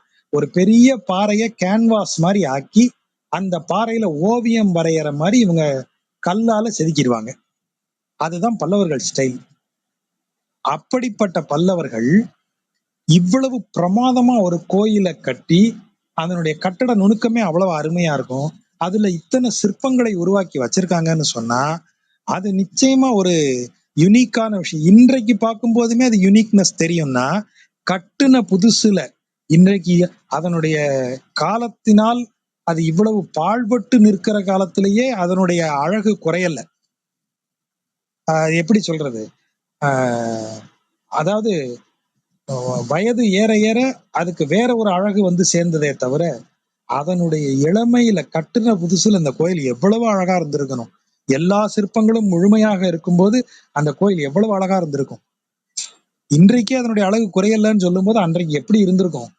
அப்படிப்பட்ட அழகுல அந்த கோயிலை திருமங்கை மன்னன் பாக்குறாரு. எவனுமே இந்த இது வரைக்கும் அவர் பாடின திவ்ய தேச கோயில்கள்லாம் சாதாரணமா இருக்கு. அப்படிப்பட்ட கோயில்கள்ல இந்த கோயில் இவ்வளவு சிறப்பா இருக்கே, இவ்வளவு நுணுக்கமா இவ்வளவு அழகா கட்டியிருக்காங்களே, அது யாரையா கட்டினா? இந்த மாதிரி பல்லவ மன்னன் கட்டினான்னு அவருக்கு மகிழ்ச்சியில பல்லவ மன்னனை குறித்து கூடுதலா பாடுறாரு. அது ஒண்ணு. இன்னொன்னு, வைணவ உரையாசிரியர்களே என்ன சொல்றாங்க, இவனே ஒரு மன்னன், இவனே படை தளபதியாக இருந்து பல படைகளில் போர்களில் ஈடுபட்டு படை நடத்தி, அதாவது யானை படை நடத்தி வெல்லக்கூடியவனாக இருந்தவன் திருமங்கை மன்னன். அப்பேற்பட்டவன் இன்னொரு மன்னன் வெற்றி பெறக்கூடிய இன்னொரு மன்னனின் கதையை கேட்டு அவன் ரொம்ப மகிழ்ச்சி அடைஞ்சு அந்த மன்னனை பத்தியும் அவனது வீரத்தை பத்தியும் இப்படி 2 வரி எழுதியிருக்கான் அப்படின்னு வைணவ உரையாசிரியர்களே சொல்றாங்க. அவ்வளவுதான். மற்ற பாடல்கள் எல்லாம் பெருமாளுக்கு தானே, ஒரு 10 பாட்டு தானே, ஆகவே அதை விட்டுட்டாங்க அவரை. ஓகே ஜாஜா.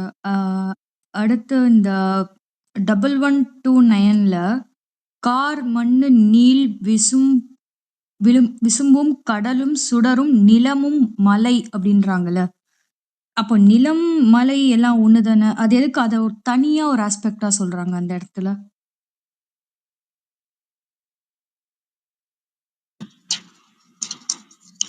அதாவது இது வந்து எதையெல்லாம் அவன் படைக்கிறான் அப்படின்னு சொல்லும்போது அந்த இதை குறித்து சொல்லப்படுவது. இப்போ எதனால் மலை தனியாக சொல்லப்படுகிறது? அவன் வந்து விசும்ப படைக்கிறான். அப்புறம் விசும்பிற்கு மேல என்ன படைக்கிறான்? மேகத்தை படைக்கிறான். அந்த மேகத்திலிருந்து மழை பொழியக்கூடிய ஒரு இயல்பை படைக்கிறான். இது எல்லாத்தையும் சேர்த்து முதல் வரியில சொல்லியாச்சு. கார் மண்ணு நீள் விசும்பு, பரந்த ஆகாயம். ஆகாயத்தை படைத்தவன் தான். அந்த ஆகாயத்தில் கருமேகங்கள், அதாவது மழை பொழியக்கூடிய மேகங்களையும் படைத்தான். ஆகவே கார்மண்ணு நீள் விசும்புன்னு அதை சொல்லியாச்சு. சரி, இந்த விசும்புக்கு எங்கிருந்து நீர் வரும்? இந்த நீள் விசும்பில் இருக்கக்கூடிய அந்த கருமேகத்திற்கு எங்க இருந்து நீர் வரும்? அப்ப கடல்ல இருந்து நீர் வருது. கடல்ல இருந்து டைரக்டா வருதா? இல்ல. சுடரும், அதுக்கு பின்னாடிதான் இத சுடர போடுறாரு. சூரியனும். இந்த சூரியன்லாம் அப்போ ஆகாயத்துல வந்து மேகம், அந்த மேகத்திற்கான நீர் கடலிலிருந்து வருகிறது. அந்த கடலில் இருக்கும் நீரை மேகத்திற்கு கொண்டு சேர்க்கும் பணியை யார் செய்கிறா? சுடராகிய சூரியன் செய்கிறா. அப்படி செய்வதால் பயன்பெறுவது எது? நிலம் பயன்பெறுகிறது. நிலத்திற்கு பயன் எப்படி கிடைக்கிறது? மலையின் வழியாக கிடைக்கிறது. மலைனா அந்த இடத்துல காடு மலை ரெண்டையும் சேர்த்த சொல். மலையும் காடும் கலந்திருப்பதனாலதான் ஆறு உருவாகி நிலத்துக்கு வருகிறது. அதற்கு பிறகு இது ஒரு சைக்கிள் தான். அது அப்படியே பாத்தீங்கன்னா தெரியும். அந்த சைக்கிள்ங்கிற இடம் வரும்போது தன் உந்தி தார்மண்ணு அப்படின்னு அவனுடைய திருவயிற்று உந்தியிலிருந்து உருவாகி வரக்கூடிய மாலையானன்னு ஒரு வார்த்தை. இப்ப மாலைங்கிறது என்ன? ஒரு சுழற்சி. மாலைங்கிறது வட்ட வடிவமா இருக்கும். ஆகவே இது அத்தனையுமே நீங்க யோசிச்சு பாருங்க, இது ஒரு சுழற்சி தான். இந்த பூமிக்கு மழை பொழிவதும், அந்த மழையினால் இது மேகங்களிலிருந்து மழை பொழிவதும், அந்த மழை இந்த பூமிக்கு பயன் தருவதும், மீண்டும் அந்த ஆற்றின் நீர் கடலில் கலப்பதும், கடலின் நீர் திரும்ப வானில் மேகமாக மாறுவதுமாகிய இந்த சுழற்சியை எல்லாம் உள்ளடக்கி இருக்கக்கூடிய, அனைத்தையும் தன்னுடைய திருவுந்தியில் தாங்கி இருக்கக்கூடியவனாகிய தாமரை கண்ணன் இருக்கும் இடம் அப்படின்னு பொருள் எடுக்கலாம். இப்ப மலை ஏன் தனித்து சொல்லப்படுகிறது அப்படின்னா, இந்த சைக்கிள்காக இந்த இதுக்காகவும் சொல்லி இருக்கலாம். இதற்கு வைணவ உரையாசிரியர்கள் எழுதக்கூடியது எப்படி இருக்குன்னா, அது ஒரு கொஞ்சம் விசித்திரமான பொருளா இருக்கு. கடலை படைத்தான், சுடரை படைத்தான், நிலத்தை படைத்தான், நிலத்தை நிலைநிறுத்துவதற்கு ஆணி அடித்ததை போல மலைகளை படைத்தான்னு எழுதியிருக்காங்க. நிலம் அங்கங்க மூவ் ஆகாம இருக்கிறதுக்கு மலையை வச்சிருக்கானா. அப்ப நான் இது கொஞ்சம் விசித்திரமா இருக்கேன்னு நினைச்சா, குர்ஆன்ல நபி இவரு அல்லாவே அப்படிதான் சொல்றாரு. குர்ஆன்ல என்ன சொல்றது, தன் மானிடர்களுக்கு அல்லாஹ் சொல்லுவார். எப்படி சொல்லுவாருன்னா, நான் இருக்கேன் அப்படின்னு ப்ரூஃப் காட்டுவாரு, சான்று சொல்லுவார். ஆகவே நீ வணங்குவாயாக அப்படின்னு நிறைய ப்ரூஃப் சொல்லும் போது அவர் ஒரு ப்ரூஃப் என்ன சொல்றாரு தெரியுமா? இதோ இந்த பூமி பறந்து போகாது இருக்கும்படி அதன் மேல் மலைகளை நட்டு வைத்தேன்கிறாரு. பூமி அப்படி அண்டத்துல சுத்தி வரும்போது எங்கேயோ போகாம இருக்கக்கூடாதுன்னு பேப்பர் வெயிட் வச்ச மாதிரி மலையை தூக்கி வச்சிருக்காராம். இது குர்ஆன்ல இருக்கு. எனக்கு தெரிய வைணவ உரையாசிரியர்கள் குர்ஆன் படிச்சிருக்க வாய்ப்பு இல்லை. ஆனா இந்த மலை என்பது இந்த பூமியின் சமநிலையை பேணும் பொருட்டு ஒரு இடத்துல வெயிட் ஏத்தி ஒரு இடத்துல வெயிட் இறக்கி அதனுடைய ஏதோ ஒரு சமநிலையை பேணும் பொருட்டு தான் மலைகள் குறிப்பிட்ட இடத்துல உருவாகி இருக்குங்கிற நம்பிக்கை நமக்கு தொடக்க காலத்துல இருந்து இருந்திருக்கு. ஆகவேதான் நிலத்தை படைத்த உடனே அதனுடைய பேலன்ஸுக்கு படைக்கப்பட்ட மலை அப்படிங்கிறதையும் சேர்த்து சொல்லியிருக்கிறதாக நான் நினைக்கிறேன். ஏன்னா விசும்புக்கு மேகத்தை சொல்லியாச்சு, நீண்ட வானத்திற்கு மேகம், சுடரும் கடலும் சூரியனும் சேர்ந்துதான் இந்த உலகத்தையே வாழ வச்சுக்கிட்டு இருக்கு. அதான் கடலும் சுடரும் சொல்லியாச்சு. அதே மாதிரி நிலனும் மலையும், இந்த நிலமும் இந்த நிலத்தை ஏதோ ஒரு விதத்தில் அதை சமநிலைப்படுத்தக்கூடிய, நிலத்தை பேலன்ஸ் பண்ணக்கூடிய மலையும் அப்படின்னு அதை ஜோடி போட்டு பார்த்தாலும் பொருத்தமா இருக்கு. அப்படிதான் வந்திருக்க வாய்ப்புன்னு எனக்கு தோணுது.